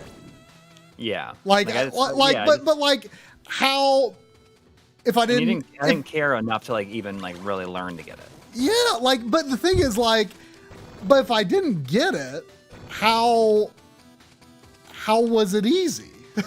like maybe I did get it, but like, I'm just like, well, like, but there's people who are like, oh, the combat just felt sublime in Final Fantasy 15. And it's like, well, I thought it felt kind of garbage, but like it wasn't hard. So like that just doesn't make any sense to me. Like if like the combat was really good and I didn't get it, then why was I not dying? Like I don't know. Yeah. It's strange to me. I didn't get it, but it wasn't hard. So like I don't know. Like it was. I always felt like I was flailing my way through it, but it wasn't hard and it wasn't fun, and magic was garbage. I never used magic because magic is just like elemental grenades that like also hurt your friends. Yeah. It's like, why would I ever use friendly fire magic spells in a Final Fantasy game? Like, what? All right, so there was $5 from John the Don. That was 19 minutes ago. Hopefully you're still here. I'm sorry about that. What did you think of the new Resident Evil movie? I'm a day one RE fan. I like how Wesker uses a Palm Pilot, and the mansion scene was great. It wasn't perfect, but okay. Wesker uses a Palm Pilot. That's well, I mean, it takes place in 1998. Oh, okay. Like it actually, like it straight up like does. Okay. I was surprised because have you seen it? I watched. No, I haven't seen it. They like someone like the they posted like the first like 9 minutes or something like that on YouTube, and like and it's just like kind of sets things up. It sets some stuff up. With like I don't know, like it like with like the what's her face? What's the character from Remake, like Lisa or whatever? Oh, it was like the one. Yeah, Lisa, the architect's daughter. Yeah, so it kind of, I think it has some stuff with that in the opening, but then it goes to like Claire like riding into Raccoon City with like a truck driver, and he's like, and it like has this big close up of him eating this like juicy, gross burger. Well, just like the remake. Yeah. I mean, that's what I thought was funny, but but Claire is like in the truck with him. Oh, okay. So it's like it's changes some stuff, but that's like where like the opening 9 minutes like ended, and I'm definitely interested to see it. To look. Oh, I mean, I'll watch it sometime for sure. Yeah. I mean, I think the fourth Resident Evil live action movie was the last one I saw. Yeah, probably the same for me. I didn't see the third one either. Like honestly, I got a bit of a soft. I don't hate them. Like I don't think they're that bad. Like no, they are definitely not canon with the games in any fashion. But I mean, they are acceptably entertaining, disposable entertainment. Maybe humor too. I don't know. Well, I don't like. It'll be interesting to see if I don't think that this is done well enough to like get a sequel. So like, what do they even do from here? I don't know. Really? I mean, I have no idea. Like, I mean, I don't think it did well. I was surprised that it was a movie. I thought, like, isn't there also like a Netflix, like an HBO show or something? I thought it was a Netflix show. Yeah, maybe it is a Netflix. I don't know. I mean, it doesn't matter. I don't know. Anyways, I haven't seen it yet, and like, hopefully it'll be on streaming. Like, I know I'm not gonna pay $20 to buy it. There is also $5 from Captain Swag 101, 20 minutes ago. Thank you. Sorry about that. Saying, okay, yes, for a massive wall of text in the Discord. Prepare for max nerdiness. If you have any questions, feel free to at me anytime. All right, I will. Oh, about the Dangan Rampa. I'd be curious here too. I mean, that Dangan Rampa. Dangan Rampa. I'd be curious to know too. I mean, I could see myself if it was like really cheap someday. Like I could see myself getting it, but like I mean, those kind of felt like one and done games for me, and I already played them on the Vita. Sense for me. And like I feel like too, like they are.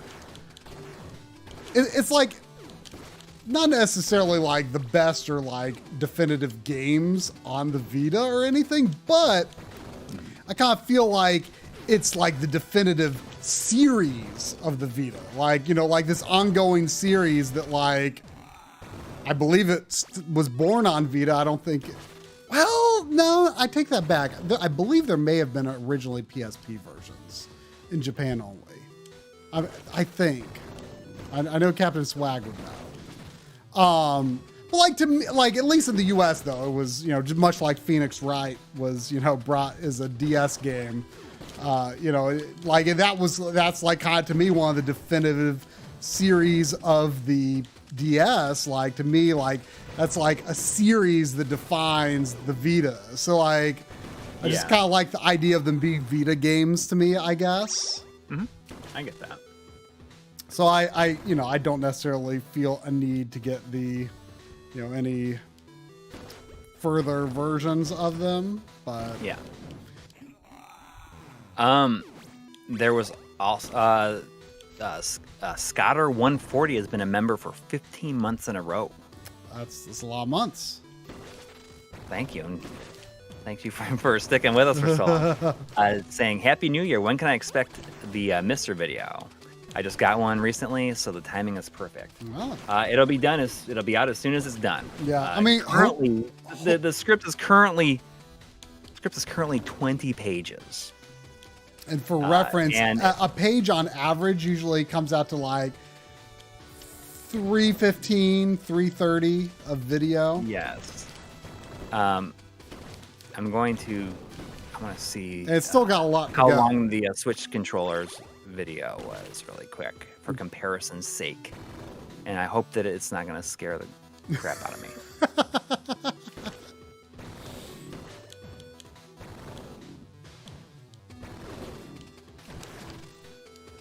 The Switch Online controller script was 32 pages. Oh, we're not going to get to that. So we're doing okay.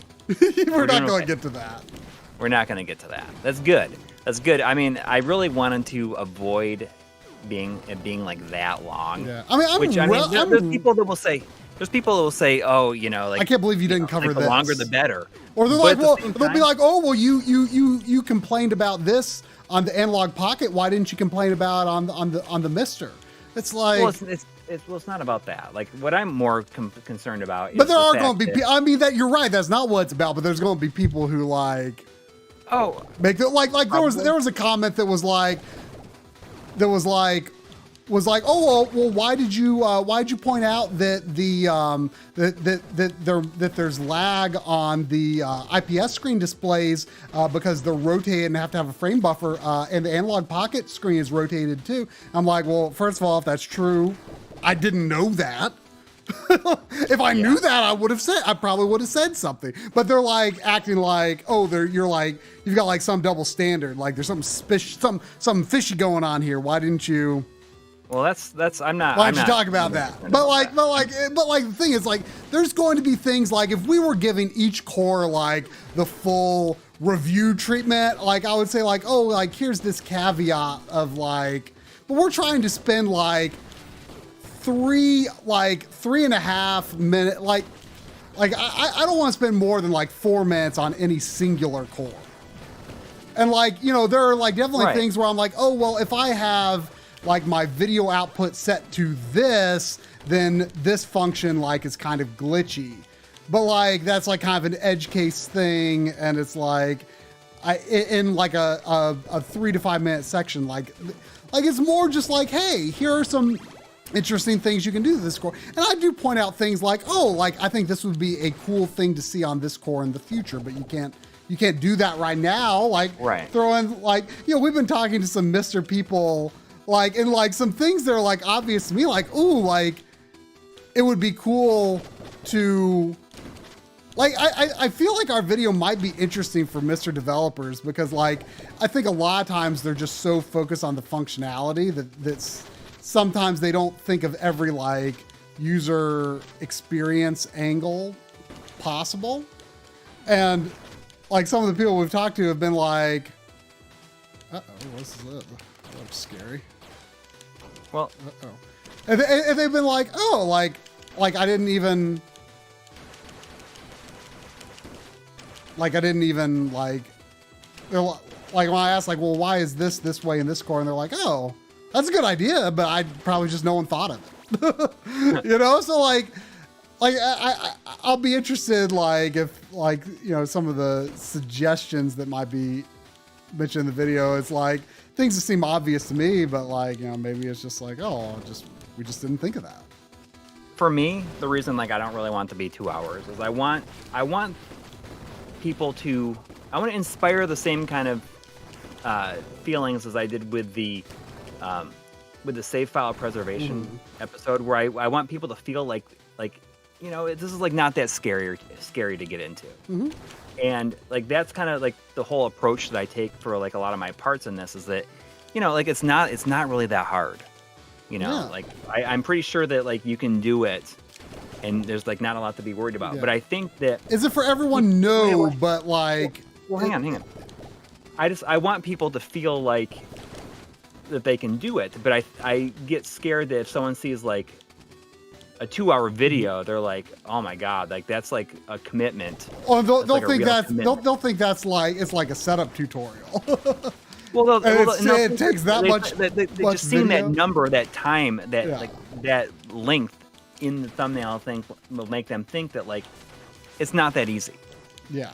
It's way harder than they're letting on, or like if they're already afraid, that's just going to make them more afraid. Yeah. So, but it's definitely going to be over an hour, like, easily. Oh, yeah. I mean, it's probably I didn't think it was going to be, but yeah. And, like, I don't know if there's a difference between seeing, like, an hour and a half and seeing 2 hours, but... I think there is. It's the difference between... It's like a perception. It's the difference between, $199 and $200. Yeah.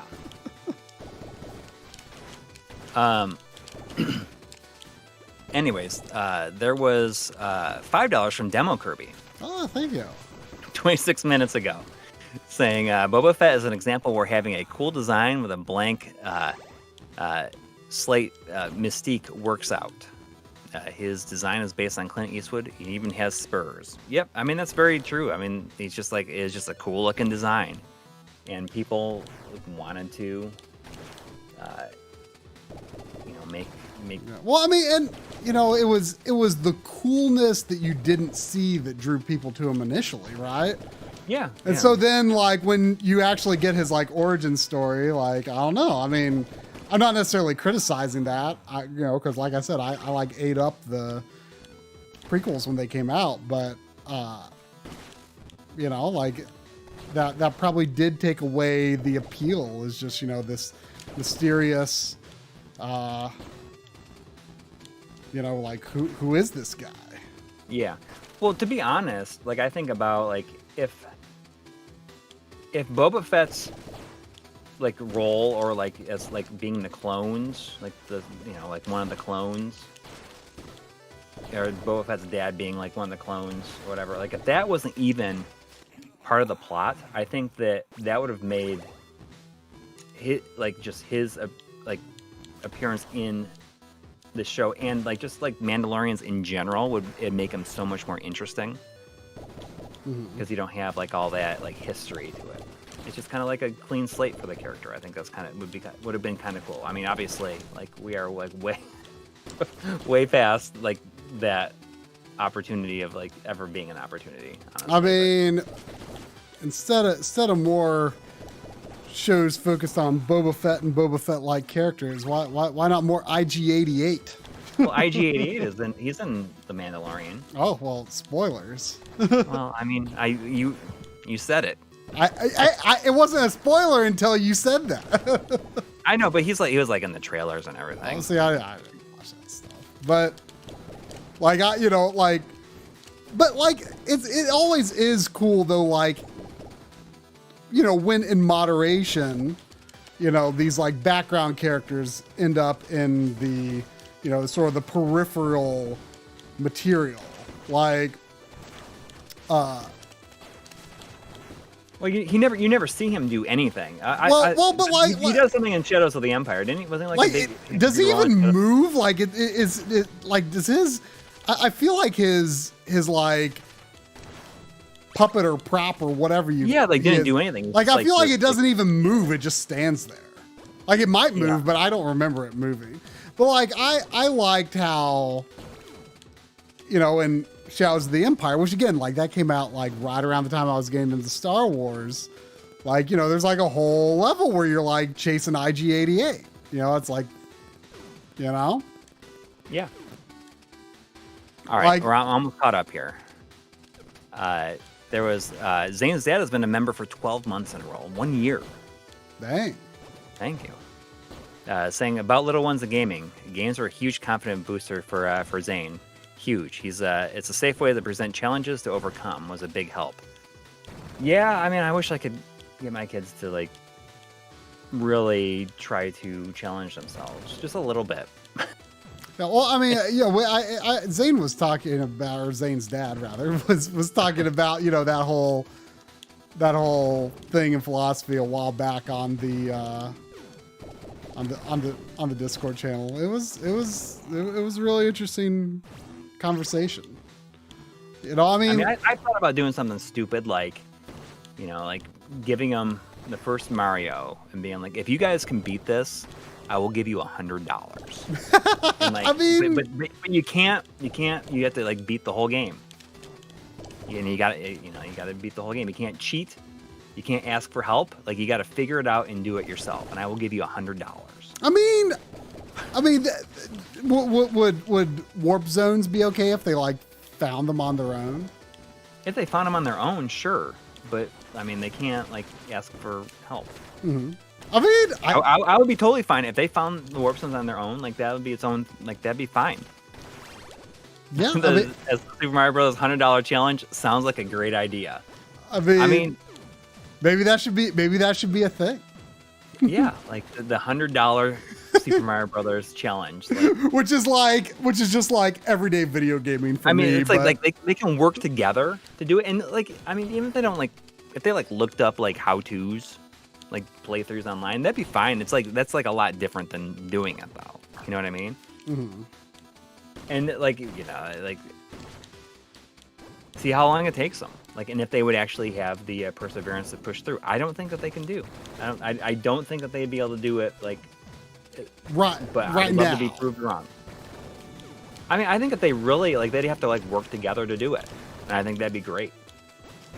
Kind of figure stuff out together, and it would teach them like some basics of like how to play games. So I mean, if the general consensus seems to be like this is a good idea. Kind of a good idea. Like, maybe should I do it? I think you should. I could make a video on it. Yeah. Maybe it will be, that'll be like, this will become our main legacy. Like the Super Mario Brothers $100 challenge becomes what we're known for. It's like finally, like the tipping point to where we start making like a lot more decent money on YouTube. But I mean, I think that would be pretty funny. I'd make it $1,000 for real in Super Mario Brothers 2. Also, no, like the idea is for them to figure it out and get through it. Like, if they have to work together and figure it out, that'd be even better. I see it like Kinto Zero saying, I think I was 6 when I beat Mario 1. Not that tough. Mega Man when I was 7, though, I don't know how I managed that one. So, but I think that's the thing. I think that I actually, it was easier for us to beat games when they were new, because there wasn't a million other things to play, or honestly a million other distractions. I mean, when I was very young, I'm talking 5 years old.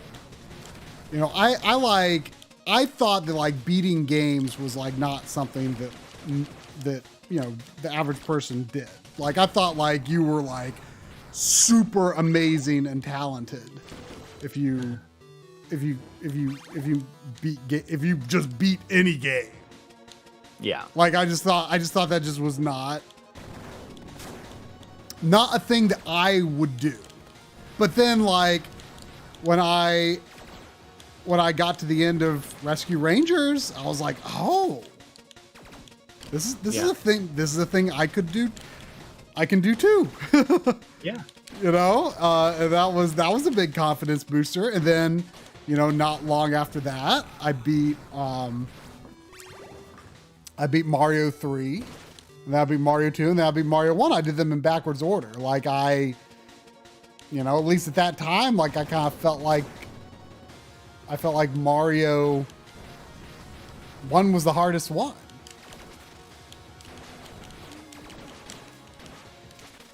I gotta run to the bathroom and fill my water. I'll be right back.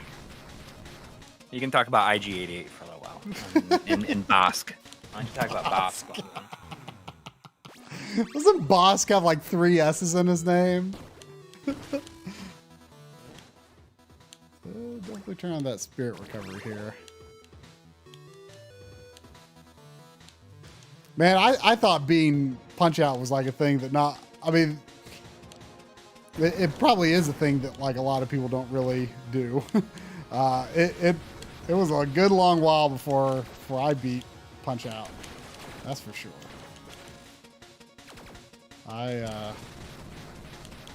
I have no, I would love to know what kind of lag that HD CRT had, because, I've never actually, I've only beaten Mike Tyson twice.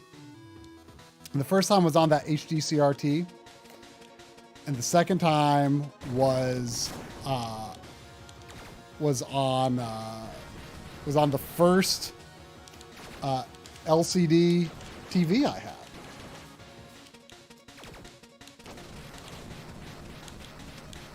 And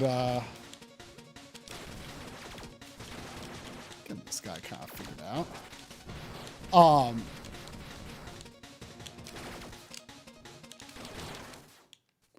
what are you doing now? But the first LCD TV I had was actually the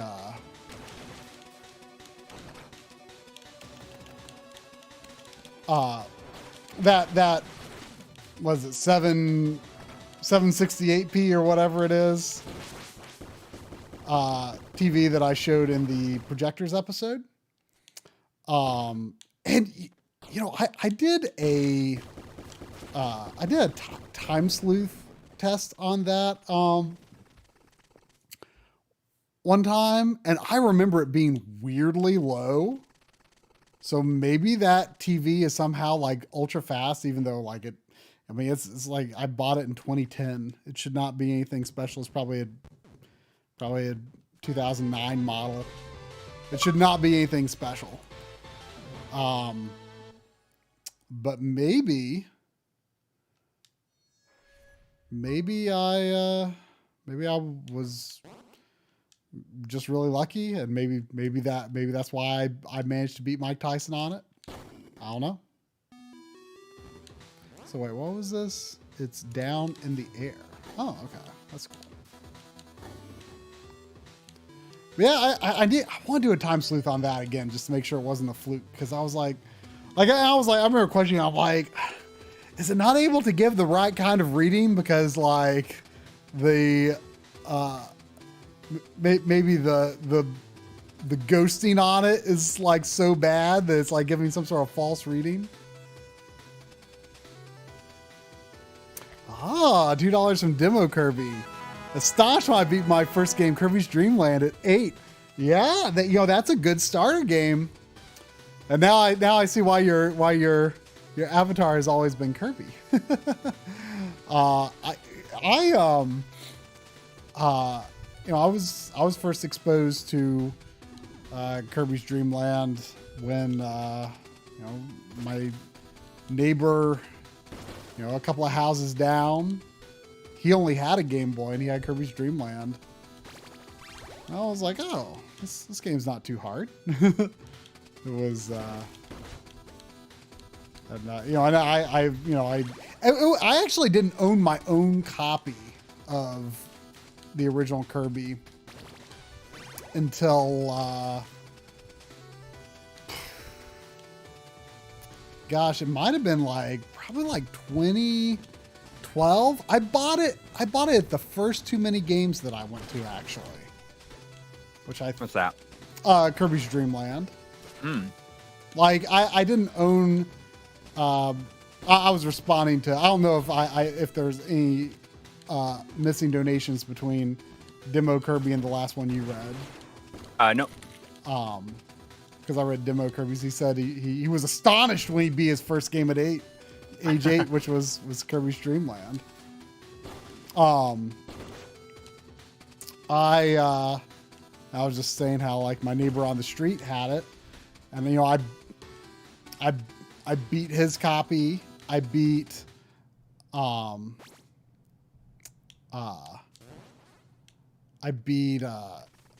hard mode on it. Then when I later moved to Delaware, I had a couple of other friends that had Kirby's Dream Land, and I played their copies of the game a bunch. And so I just never actually bought my own copy of the game until I want to say it was like 20. It was probably 2012. I remember distinctly buying it. I'm pretty sure it was the first Too Many Games. It was definitely Too Many Games. I'm pretty sure it was the first one I went to.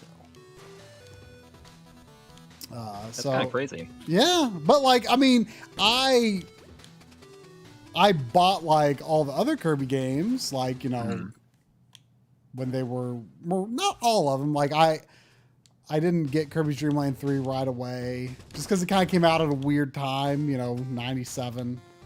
Yeah. And I rented Kirby 64. So I actually didn't get that until. That's really surprising.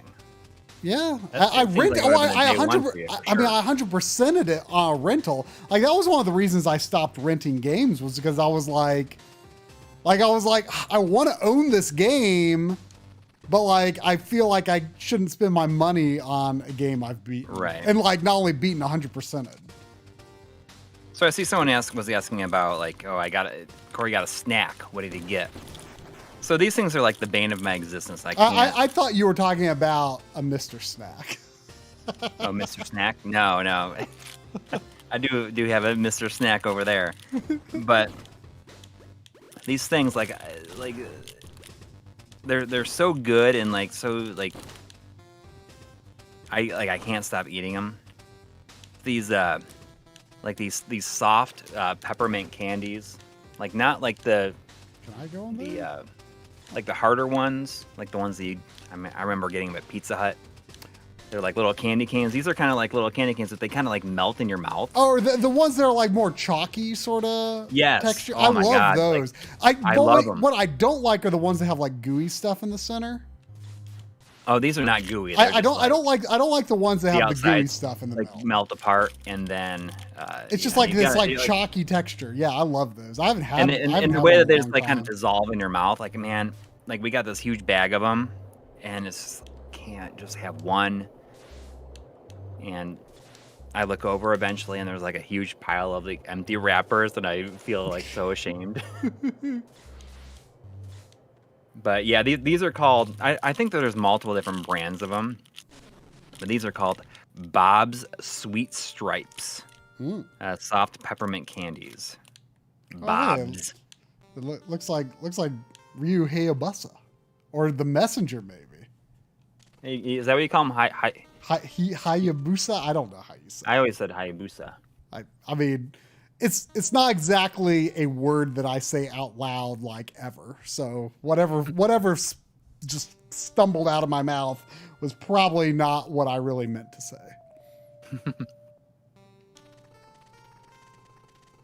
But these are just, I can't stop eating them. I didn't mean to grab them, but when I saw them in the cabinet on my way before I came down here, I was like, oh my God, I'm going to grab 4 of them. Ho-hoo! Welcome. Welcome? That's what this guy said. Ho-hoo!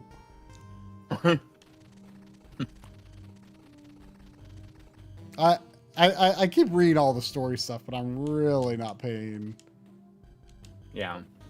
any particular attention to the story.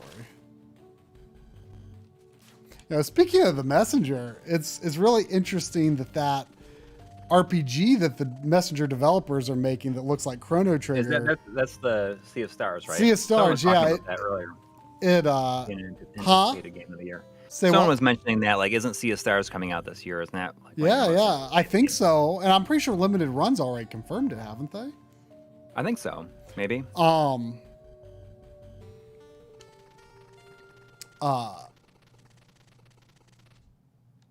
But I mean, that's like, it definitely looks amazing. But apparently, it like takes place in the same universe. Like, it's not like it's so interesting. It's not like you would have had to have played it, but I just think that's neat. Yeah. I mean, you know, the Messenger is going to be like an unlockable character or something in it. Oh, I mean, who knows? Like, I think it probably takes place in like a completely different like time period or something. I mean, I still haven't played the Messenger. I mean, aside from like, I've played like 10 minutes of it. just to try it out. Shared universes are all the rage. Mm? They are. I mean, I almost felt bad about like that being one of the reasons I like Control so much. I mean, you know, I just think that's really cool. Like it's neat when it's not like starting out like from the first piece of media saying like this is going to become like a shared universe. It's more cool when it happens, you know, like after that first one. Like there's maybe like some hints or something like that, but it's never confirmed until like a little bit later.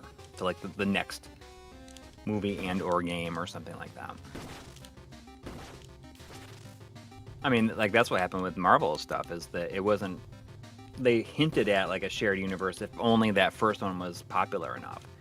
But then you get stuff where it's going to be, you know, like it's a shared universe like straight out of the gate, like before anything even happens. Like that's what happened with that like the Dark Universe, and then it like fails because like they started out with the very first the first one like ends up being a you know, a flop, and it's like, all right, we're done.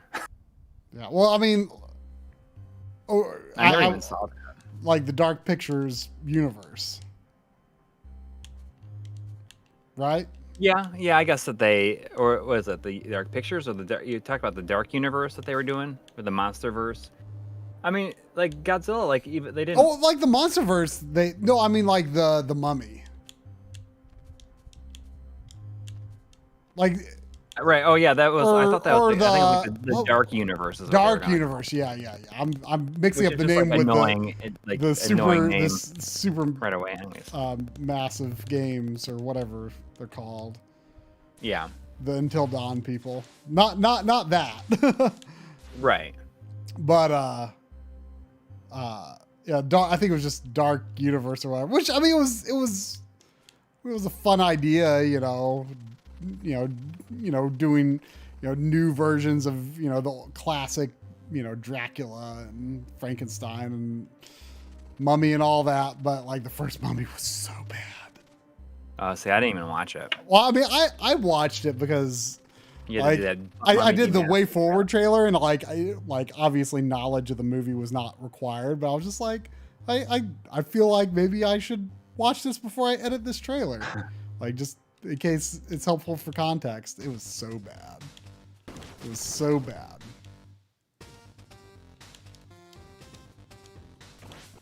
Yeah. Well, I mean, whatever. Like I that's one of the reasons I like to Control though, is I just like that it was something that was hinted at, but then revealed later on. I see that Phenonymous is saying, I beat Alan Wake and American Nightmare back to back last year, hoping the Quantum Break and Controller is cool. I mean, Quantum Break is decent, but it was ultimately kind of a disappointment to me. I mean, I've played like the first 45 to 60 minutes of it before, and I thought it seemed really cool. So yeah. Well, I mean, the idea behind it is cool. I mean, like the idea behind it is cool, and there's a lot of stuff in it that is carried over to Control. But for me, there's kind of a twist towards the end of the movie end of the game that made it so that I liked it a little bit more. I don't know if I talked about it. You kind of did. It was maybe a little spoilery, but I don't remember. I don't really remember the details too much though. Yeah. Well, sometimes if a certain part of a game story affects you, like I think that it should be able to mention it to a certain extent, especially in one of those videos. I don't really remember too much what it was though. So now that I have this like Mega Man X climb. Oh, so that changes everything. Yeah, like it seems like a lot of levels. Can you go back and play earlier levels if you wanted to? I think you can, so it's not like exactly. But that's almost Mega Man-esque. Like I like that instead of like finding a huge overarching world. Like I don't mind.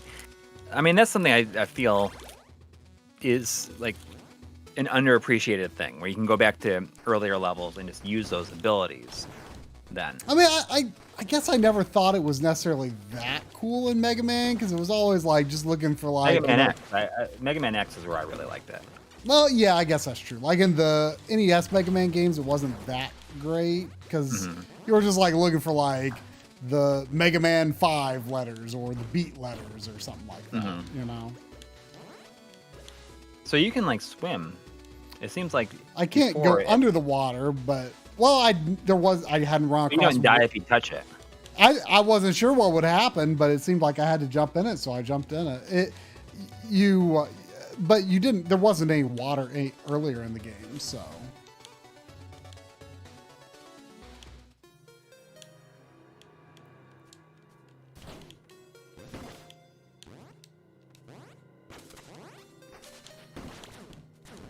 I think there was somebody in the Discord that said that they had just finished Control and really, really liked that. I would like to make it a priority to maybe do that in Quantum Break this year. That'd be nice to do. Maybe I could do the Max Payne games too. Who knows? Maybe. Finally catch up on like I really liked Alan Wake, but it's still the only Remedy game that I've played through. Yeah. Need to remedy that. I've eaten all my peppermints. I'm done. I only grabbed 4 of them, plus the one I ate. You only grabbed 4? Did you say you can only grab 4? I only grabbed 4. I thought maybe there was a. Plus I was eating one on the way down. There was a house rule. Like my dad keeps very close tabs on how many of each type of cookie in the house is allowed to be grabbed at one time. My dad's like, "Oh, you're allowed to take 4 of these." So you might want to get one of the ones that you're allowed to take 4 of than one of the ones that you can only take 2 of.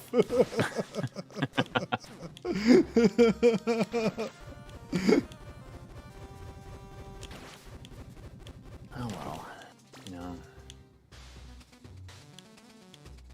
Dash Rendar didn't care for controls. I mean, it's like, I get it. I mean, I don't know. It was just like I played it at a time where like it just like really, really worked for me. Before I looked at the chat and saw there was someone named Dash Rendar, I thought, well, Dash Rendar didn't really care for controls. I thought that was a shot at Shadows of the Empire, saying, well, you know, or you know, maybe if good control isn't necessary for Dash Rendar, then you know, who needs it anyway? Dash Rendar controls fine though. I've always kind of had a soft spot for the controls in that game. Oh, we got $20. Whoa! Thank you. From Need to Burn. Did you need to burn that $20? Or you is this a hot $20? Really looking to burn those $20. And just stopping by to say I love your videos. See ya. Well, see ya. Thank you. Wow. Thank you. Unless you're still here, hopefully. I mean, it sounded like they were just like hopped in and pew, hopped out. Matt Hall is saying control is a 10 of 10 for me. I can see it being divisive. It's true. I mean, I've definitely met people that didn't really like it, but also, I mean, the weirdness just really, really worked for me. Just one of those things.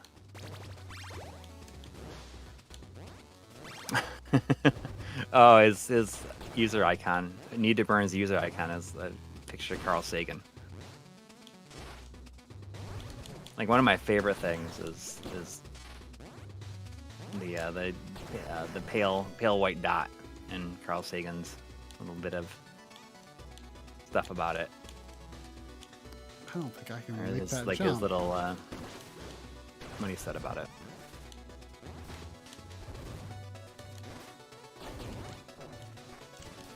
And also, I mean, in the summer of 1997, the movie Contact was like one of my favorite movie that came out that summer. I saw that movie twice in the theater. Did you ever see the movie Contact? I think I saw like maybe the first half of it in school one time. Oh, really? Yeah. Yeah, it's pale blue dot. Sorry. I don't think I've seen the whole thing though. You know, what was that movie that? Have you seen that movie that came out a few years ago? That I'm trying to blank on what it was called. I saw it and it was really good though, but I can't remember what it was called. About like the linguist lady that like. Oh. What was that called? Was it Arrival? Arrival?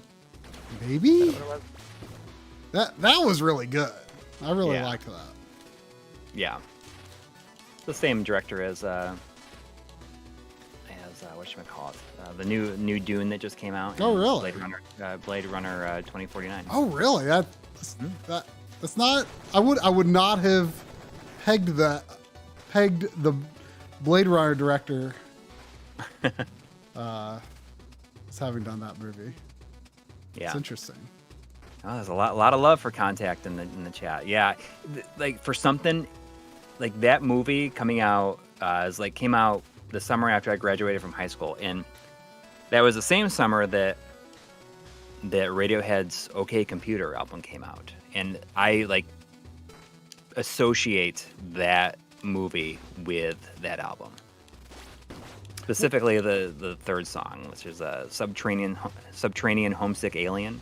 Like, that just makes me think of Contact.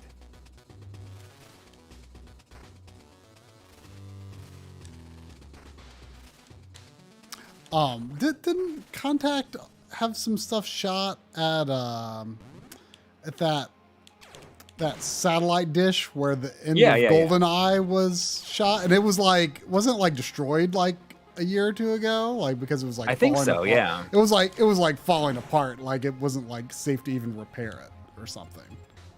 Yeah. It was like where is it? Like Puerto Rico or something, I think.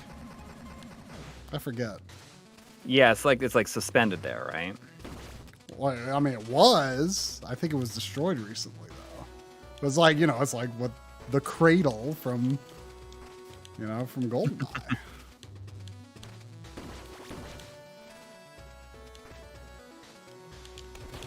There's some people like on Twitter yesterday, like talking about like, oh, what is the like, what do you think is like a perfect album? Every single song on it is good.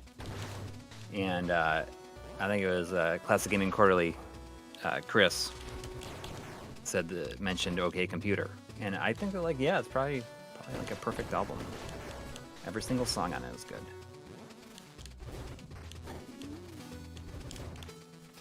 Oh, is it the Arecibo Observatory? That sounds right. I saw some shimmering on that thing when it goes downwards. Did you? Yeah. Can I think there might be another one coming up. I'm probably going to die anyway, because I only got 1 pip of health.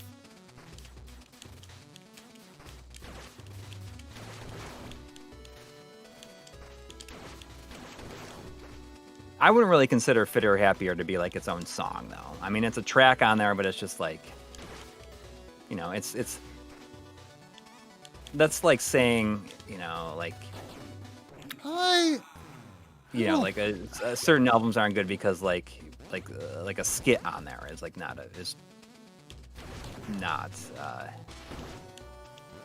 is not good or something like that. Well, now that I'm looking closely, maybe, let me get, this should be a safe place. Let me put I haven't even actually looked if this game is even 4K or not. But there could be.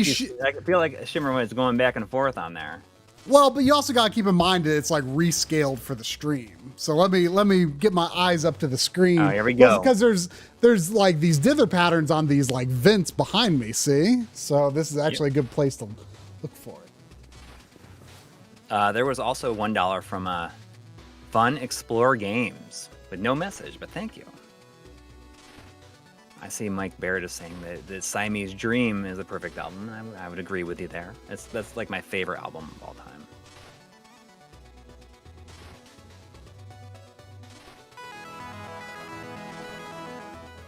Do you still have your headphones on or no? Yeah, I got my headphones on. It is definitely very not integer scaled, but for some reason, it's sitting back. It's actually not very noticeable in this game to me. But it is very much not integer scaled.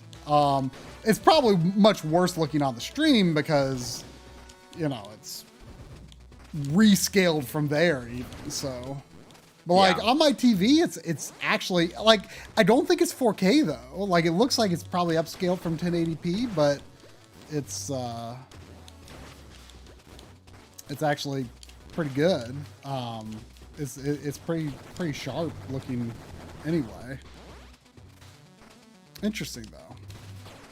There was $2 from Robbie Huang, who has like a question directed towards you. Oh, okay. Saying, any tips on getting into Final Fantasy 14? A bit intimidated.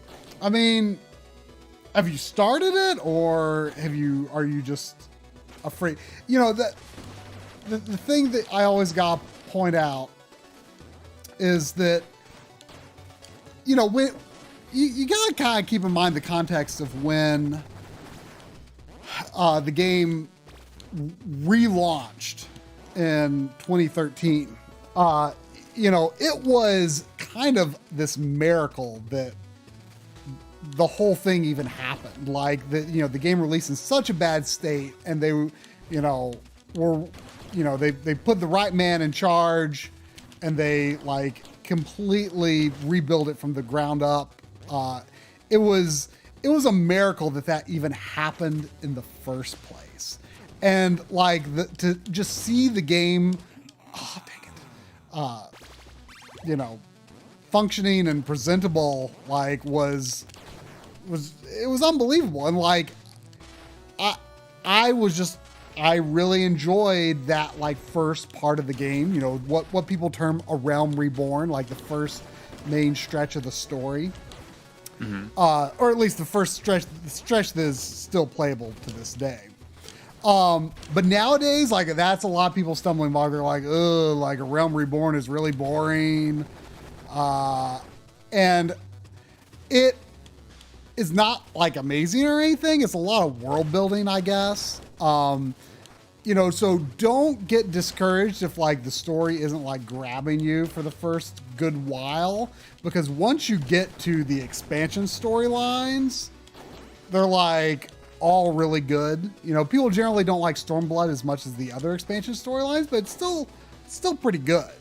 And the characters and areas that you visit in Stormblood, I think, are still really cool. But the story isn't as crazy, I guess. It doesn't take as many kind of oh my gosh, I can't believe they just did that sort of things. But don't, and if you want to be social, go for it. If you don't want to be social, I talk to a very small handful of friends if we happen to be on the game at the same time, and that's it. Normally, I don't say a thing to anyone when I log into the game. You don't have to. You do have to party up for story dungeons up to a point. You can play by yourself for the most part, except for certain boss battles. Starting with Shadowbringers, but that's a good, pretty long ways into the game. That's the third expansion. But don't be intimidated by the social aspect, because you can just, when you have a dungeon that requires a party on your quest log, you just select it, and it puts you in this, queue that just puts you in with other players who are looking for a party. You know, whether it's for that dungeon or whether, you know, you get bonus experience for helping people out. So like, you know, with a dungeon that they haven't done, but you've done, you know, so people just do that to level up. So, and usually people don't say anything. I would recommend doing a DPS or damage dealer class. Don't be a tank or a healer, because people will kind of expect you to know what you're doing. If you're a DPS, like, no one cares what you do. Which is, I mean, that's what I do. I'm not, you know, I don't want to go to a new dungeon and like someone be expected that I understand like how to do like the weird mechanics of it. Because most bosses in the game are actually have like a gimmick. Yeah. And you know, so like if you're a tank or a healer, like you, especially a tank, you like kind of need to know how those gimmicks work to get it done in, you know, a reasonable time. So definitely be a DPS class, and don't worry about like having to be social. Don't be discouraged if you're bored by the first like major parts of the story. Like a lot of people get really bored because it's like, you know, the early quests are like very traditional MMO quests of, you know, like, you know, oh, go, you know, there's too gosh darn many sheep, you know, we gotta cull the herd, go kill 6 sheep, you know, that go kill 5 ladybugs, those sorts of quests. Sounds like, so it's like, that's what it does? Well, like the early quests. I mean, that's what it was like on World of Warcraft. Well, exactly. And you know, like a lot of people get really bored by that stuff really quick, but like I don't mind those kind of like very mundane, when you're like level 1 in a game, like I don't mind that kind of stuff, because it's like I think it's like in some ways like exciting to take your like very first baby steps into this larger world, you know? Yeah. Like it's kind of like I made a new character when I was working on the Digital Foundry video for Final Fantasy 14. I made cause like I was like, well, like I want to see if like I tried looking, like my server is, I believe, a pretty crowded, populated server, but like I was like, well, like I want to see like if another server has like a similar level of people in Limsa Lominsa, which is like the super crowded city that like I did like a bunch of frame rate tests in. Right. And like, so I made a new character there, and like I was like, well, I don't want to be wearing like level 1 gear in the video. So I just like did a few early quests and got the character to like level 5 or 6 or so. And like, you know, like I was, you know, it was this, even though like, you know, it's not a character that I have any intention of, you know, actually playing or using. Like I was still like, I kind of got a little bit of nostalgia, or a little bit of like, oh yeah, you know, like, that feeling of like taking your first steps in this, you know, larger game world. Like, I don't know, like I kind of get something personally out of those like very early, very basic MMO style quests. Like, I don't want the whole game to be that, but you know, that early, like if you do get bored by some of those early quests though, just like definitely stick with it, because like the story gets super duper good. You know, and like I say, you don't have to be social if you don't want to be. You know, it's I think a very approachable game, and I find it really to be like, if I'm just looking for something pretty casual to just load up and like not feel like I'm doing much of anything complicated in, like it doesn't have to be that crazy of a game. If you if you want to be like a big like super, you know, challenging game and do all of the hardcore content, you can, but you don't have to. Like, you can just stick to the story, and the story will keep you equipped well enough without really having to like, you know, grind up better equipment or anything like that. But I've probably been rambling about it. This is what I do when I start talking about it, you know? This is what I do. Yeah. You know, I've probably been rambling about long enough. Whenever I see my brother in person, like the thing that we like to talk about, that we always joke about, is these like super intense like guild leaders in World of Warcraft, like having these meltdowns after getting like wiped during these raids and stuff. Like, and we die, we like lose it because it's so funny. Like a video or? Well, there's one specific like. Did you one all play? That, did you two play the game? No. It's just like, it's always just like usually like audio only or game screen captures of like. Specifically, there was like one that we always used to laugh about. This guy, he was like super intense. This guy, I think his name was like Dives or something like that. Yeah, minus 50 DKP.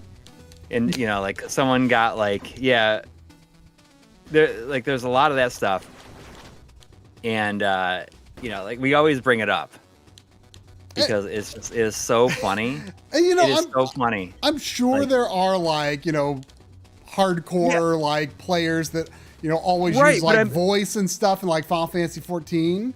But like, you know, most people just use text in Final Fantasy 14. No one cares. Like, well, or you don't even have to say anything during normal dungeon play. You really don't. My point is like, why would anybody ever like play the game with somebody who's like that crazy about it? Like, I mean, there's like, you know, like a lot of like super hardcore, like guilds in like any MMO. You know, there's some that have like, you know, like recruitment like processes and stuff like that. Like you have to like make some commitments to like be in this guild. Yeah, I mean, it was just really funny, and my brother and I like always bring it up. That makes me think of when you I saw you playing Uno on the Switch, and it gave me a flashback to that classic like, you have Uno. I see. I did not know what you're talking about. Like, I used to. The first time I was exposed to it was the Symphony of the Night version. Like John, did you see John like link the video? No. I thought you were like I haven't actually known about that. I feel like John was the one that introduced us to that, but maybe not. I feel like this came up like when we were like driving to Kevtriss's house or something, or maybe that was when I learned about. Maybe that was when I learned about Chad Warden. I don't remember which it was. It might have been either, might have been both, might have been neither. I don't know. I feel like John mentioned that. I am not familiar with that. Oh, you should look it up. Like, is this classic like argument these people had where like this guy was like, oh, I don't have Uno, and then this guy like just gets like really mad, like explaining to him to like, you have Uno. Literally everyone has Uno because it was like free or something. Oh, maybe. And this guy's just like, no, I don't know what to tell you. I don't have Uno. And this guy is just like so incensed and angry about it. And there's like this like parody version of like the beginning of Symphony of the Night, and like it's like revoiced, but it's like the same lines. It's like, you know, Dracula's like, you have Uno, and Richard's like, well, I don't have it. It's you know, fun. when I was like out of games and I was kind of getting back into it, you know, and I had my 360. I mean, I played Uno so much online on the 360. Like, there's times where, like, I was, like, hungover, and I just, like, played Uno all day. Like, you just, like, play with, like, random people? Yeah. Like 3 other people, and, you know, like, if you have, like, voice chat on. Like, just, like, but randos, right? With random people, and it was... I mean, at that point, I hadn't really, like, played very many games online. It was, like, just... Yeah. It was just kind of exciting, I guess. It was just neat. And, you know, like I said, it just, like, many hungover days, right? Just like that's what I would do. Anyways, there was a $5 from Alex Gavin. Thank you, saying in the spirit of the stream, Shinobi trilogy versus the Ninja Gaiden trilogy. We can all agree on Shinobi, right? I don't really know. I don't know. I think that Revenge of Shinobi is better than all Ninja Gaiden games, but I don't think as a whole. Like are we talking like what is the Shinobi trilogy? Because I mean, this, this would be a very unpopular opinion, but I've made no secret of how I think Ninja Gaiden 3 is like, despite the popular opinion, actually like an incredible game, and has, I would consider, like the best level design on the NES. Like if you play the Famicom version to like kind of acclimate yourself to the game, like you will, I think, see that there's like kind of a flow to it. And the NES version kind of plays like a hard mode of that game, except it's got limited continues, which does make it a lot tougher, but it is very, you can overcome it. It's not that crazy. Like the level design is so sublime once you like understand the flow of that game. And if anybody's curious to hear more, there's at least 4 different videos. I've talked about it. Say as much. I've like given the game like a good bit of credit in like at least 2 different videos. Yeah. But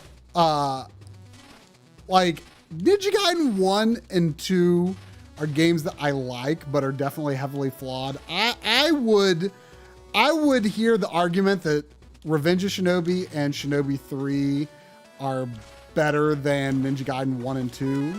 But Ninja Gaiden 3 is like on another plane, in my opinion. Not a popular opinion, but Ninja Gaiden 3 is incredible. Incredible.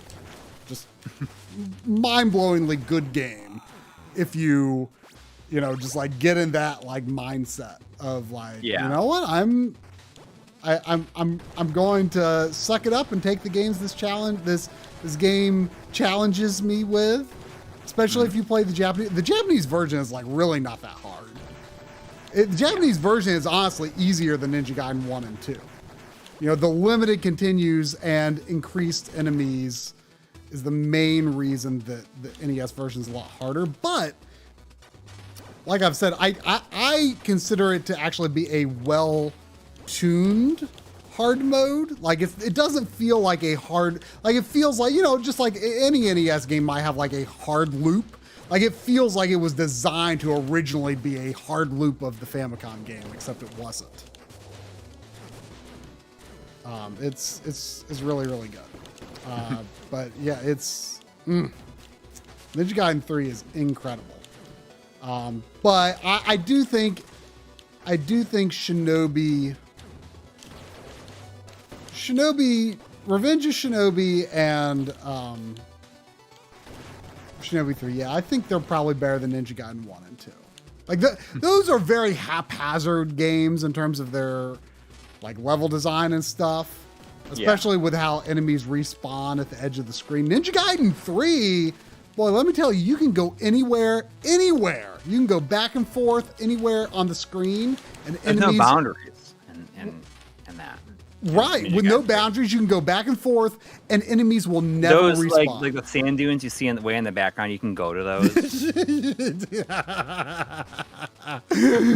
But you can go back and forth like anywhere within like the level. Like I think if you go through a door, it's not like you can go back. But if you like as long as you don't go to the next room, you can go left and right, and the enemies never respawn, which is kind of amazing, right? Like that like fully addresses like the main issue of Ninja Gaiden 1 and 2. And it's kind of amazing how it like actually like does that. And every enemy is placed with like such intent. Like if you like when you start like figuring out the level, like you will realize that, oh, this enemy was here for a reason. This item I picked up was here for a reason. And is like, so if you like come across like the item that like shoots fire upwards or whatever, you will run into like a string of enemies usually that where if you fire that as soon as they appear on screen, that like you will wipe them out pretty handily. And like just that kind of, I feel like that kind of level design, like you do see it, like, you know, sometimes in Castlevania, like, you know, you might get an item and it's like, oh yeah, maybe you should get this because it's going to be handy for enemies soon forthcoming. But like doing it as well as Ninja Gaiden 3 does, I just think there's no parallel on the NES that does it quite that well. It's an amazing game. Like it's like, you know, there's not that many platformers where like I just consider the level design to have this like incredible flow to it. Like Donkey Kong Country Trilogy is the main thing I think of, and Ninja Gaiden 3 is like right there with them. Like is really good and really underappreciated. All right, so there was $2 from Mo Zamboni. Oh, thank you. I think it's saying Uno on the 360 with cameras made modern MW2, I assume Modern Warfare 2 lobby look tame. Yeah, I mean, like, remember how like crazy things were with the Astro? Was it Astro's Playroom on the PS4, right? Where people doing a lot of inappropriate things. Yeah, I think that's like on Uno. It was. I never played Uno with cameras, so I couldn't tell you. That's funny though. Mecha Dragon. This looks like this could be a fight. Oh. It's kind of a cool like way to get into a boss. Yeah, but he's destroying my platforms, but there is a lot of magic refill dropping, so that's nice.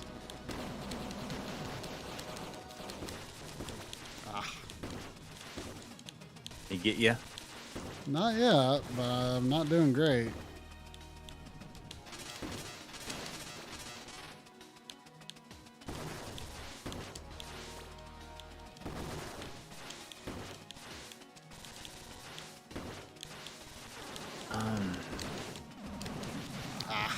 It didn't do that bad, I guess, overall. Oh, did you kill it? No, but I mean, he was far enough into his second life bar.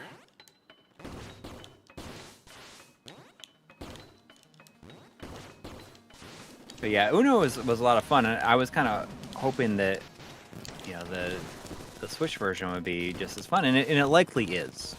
I just haven't played it like as much because.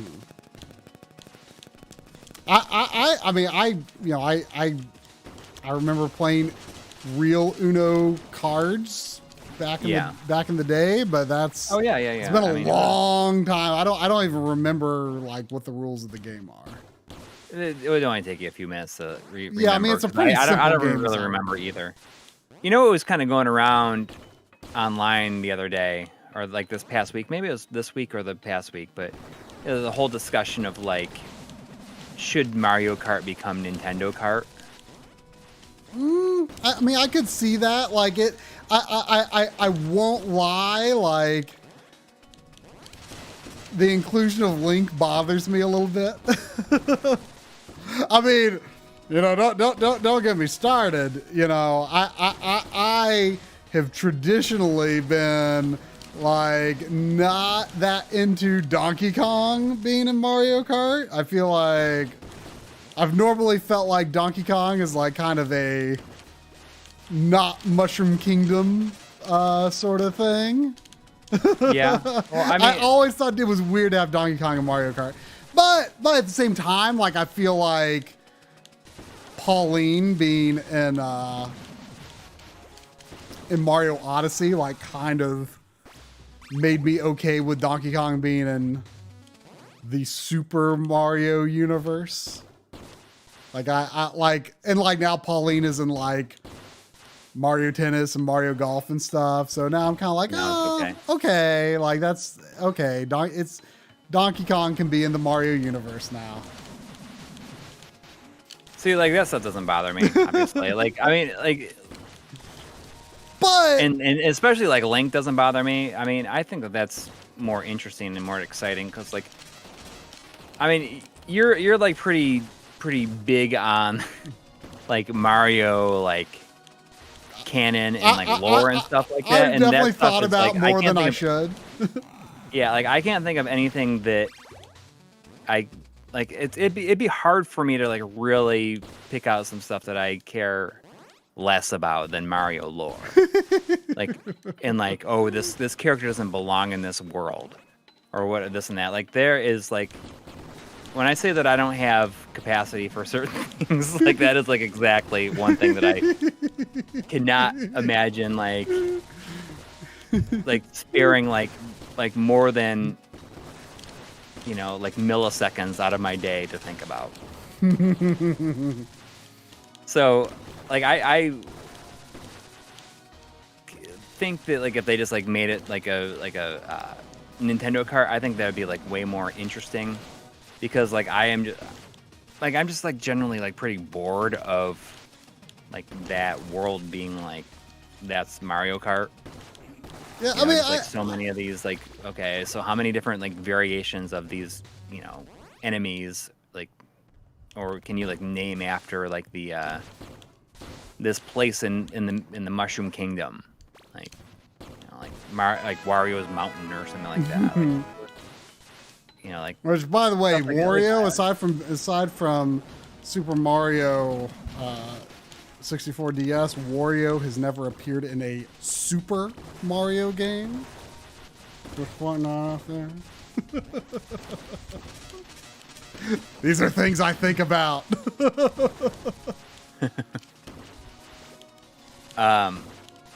There was $2 more from Mo Zamboni saying, try move to CLT Metro in May and now snow. That's right. Did you think you were escaping it?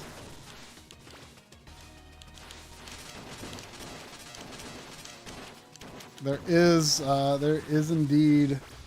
I mean, you know, we get some form of snow, you know, probably at least once a year. It's not unheard of. There was also $2 from Potbelly Punch, who I feel like we haven't seen in a while. Oh yeah. Saying DK is in Mario Rabbids Kingdom battle. Yeah, yeah. And that actually works pretty interestingly with the music, the way they did a good job with the music there. I need to. I mean, it's been so long since I played. I need to. And like, there's a sequel coming out pretty soon. I need to actually finish the first game. I liked what I played. I just didn't finish it. But I think that recently, so like, I think the whole Nintendo Kart thing happened because people were thinking like, oh, there's like rumors of a Mario Kart 9. Right. And like, I have no idea why they would even bother to like release that right now. Like Mario Kart 8 was like the #1 selling game last month. It's crazy how well it does. Like, why would they bring out anything else? Right now? I mean, you know, I guess whenever the next like true platform comes out, they may as well release another. And that's fine. But, that's fine. But they could bring out a Nintendo Kart, and that would be maybe more interesting to people. I definitely feel like that I do think that would be. I mean, the fact that they've already like crossed this threshold of like Link is in it, Animal Crossing characters are in it, Splatoon characters are in it. Like, they've already crossed that threshold, so you may as well just go all in on that at this point. Mm-hmm. For sure. I guess what I'm saying, like it made me a little uneasy seeing those characters in Mario Kart. Like, it's like, I don't know, but even after 8 games, you're like, Well, I mean, it was crossing a line that had never been crossed before. Is all I'm saying, you know. Yeah. All right, we need to get serious on this boss here. Is Mecha Dragon the name of the dragon in Dragon's Trap that you fight at the beginning of the game? With a K, same way. Oh.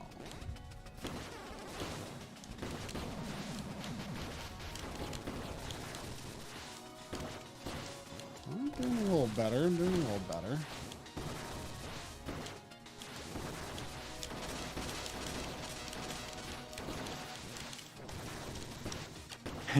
If they were, if they made a Nintendo cart, then there would be like all this arguing over characters. But I feel like doing that, they like in a kart racing game would be, they could have a lot more varied characters. Hey, at least Waluigi would be guaranteed this time.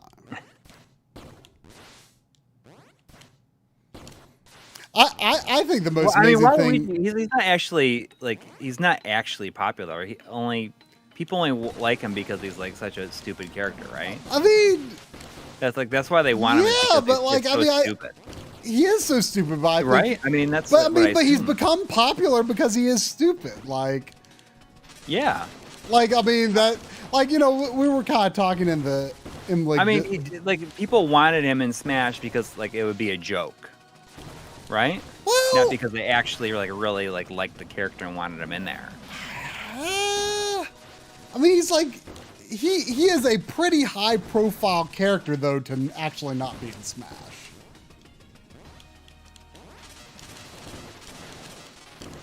Which is crazy to me too. Like he's like popular. I mean, at least the name Wario like makes sense. Mm-hmm. I mean, I thought Waluigi was stupid the first time, when he first came around in Mario Tennis on N64, but like, it's just, Was that his first appearance? Yeah, it was. Yep. I mean, the reason, he was, basically made by Camelot Software. They made him because they brought back, okay, so really quick, someone said that the flaming uppercut works really good on that. The fire uppercut. Yeah, like if you're under him just right, I've definitely tried it, but like it's also like when he's doing that fire breath attack, you kind of don't have much time to be around. The electric attack though, you have a lot of time. But see, like the game, you have to be like right in front of him. Because like I always forget like that attack, like how straight up it is. But they they wanted Peach to be Mario's doubles partner, or like his default doubles partner in Mario Tennis. Mm-hmm. And they brought back Daisy for the first time since Game Boy. To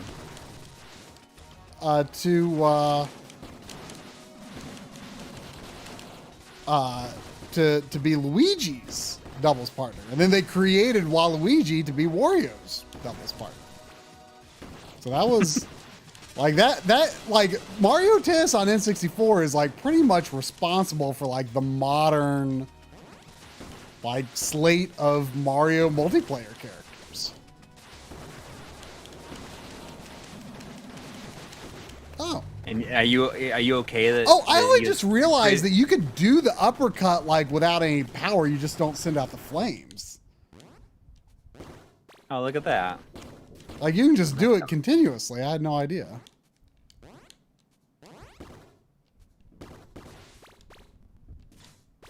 There's $5 from Robert Carlson saying Waluigi should never be in Smash simply because it's too funny that he isn't. I mean, you have a really good point there, actually. You have a really good point there. But But, you know, I've come to appreciate Waluigi for his, you know, just how stupid he is. But like I say, Wario and Waluigi is I would be okay with them like becoming like series mainstays in the Super Mario games. But like that is a line that, aside from 64 DS, that is a line that has not been crossed. I would like I think they just like record an ad-lib episode just with you, like, in putting all of your, just like having it be stream of thought, a stream of conscious thoughts on Mario lore. But like the fact that they are not in those games like tells you that there are like there's like a Mario lore like Bible at Nintendo that like says like you can and cannot do these things with these characters. Just like sure. Just like, I mean, so Paper Mario, starting with I guess it was Sticker Star. This information came out, I believe, in a Iwata Asks. So at some point, Miyamoto said like you can't make up like new like mushroom people. Like we need to work with like they're just toads and they all look the same. Like, you know, there's like Toadette, but otherwise you just have toads. And like they used to have like, you know, in the original Paper Mario, there's like, and in Mario RPG, there's like, you know, female toads with like pigtails and stuff and like wearing all kinds of different clothes and things. Well, I believe it's starting with Sticker Star of the Paper Mario games and, you know, Color Splash, Origami King. And a lot of people have a big problem with this. And I get it. Like all the toads look the same. There's different color variations, and sometimes they might be wearing like a special costume or something. But like they all have the same body shape, the same face, the same everything. Like Miyamoto laid down the law, you're not allowed to make like unique looking, like unique shaped toads anymore. Like there's not a thing you can do anymore. Like there are rules. There's $2 from Gaming Blows saying Waluigi Blows. Maybe he needs to change his name to Waluigi Blows. There's also 500 yen from Shindo7. Ooh, Thank you. What can I buy at a 7-Eleven with that? Saying, hey from Japan. Always fun to hang out and chat. Looking forward to the EGM video. So we actually talked about that this week. Yeah, I mean, there was a bit sad, bit of sad news. Yeah, with that former editor Martin Alessi passed away earlier in the week, and we had a chance to spend a bunch of time with him, and he was kind of like he was the person who connected all the dots to make it so that we got to like interview the people that we got to interview. Yeah. He was very passionate about it and like basically pulled together a crew of people to like talk about this stuff that like, like it had never been together since. And so I've kind of talked about like why like the video has not been out like in previous streams. But you know, like I feel as though, you know, like it's very important, especially since it's something that he was so instrumental in making happen. Like the best way to, you know, pay tribute to his memory is to release that documentary. Yeah. So like I opened up the project and everything for the first time in quite a while, like a year, like over a year. And like, you know, like I'm going to make it a priority to release it in the coming months. Yeah. So that's that. It's pretty sad. Like I was definitely like pretty like shocked to hear about it. Yeah. Like he's definitely had a harder time these last couple of years since we last saw him. Mm-hmm. Yeah. But yeah, I mean, it's really, really sad. Because, I mean, I know that he was really looking forward to the documentary being released. Yeah. And, I mean, we just, like, had some issues with, some people. And we were, like, that made us nervous to release the video. Right. So it's definitely back on track, and is going to be released, because I feel like that's definitely the thing to do. Yeah, I mean we got to. Yes. There's a $5 Canadian from my Chuco Capulbo. Sorry, I'm saying it so wrong. The ad-lib video would be alternating between Try and Coury, but when it comes to Coury, he just looks exhausted and doesn't say anything. I mean, I don't even need to be there. It could like cut back to me and I'm like napping.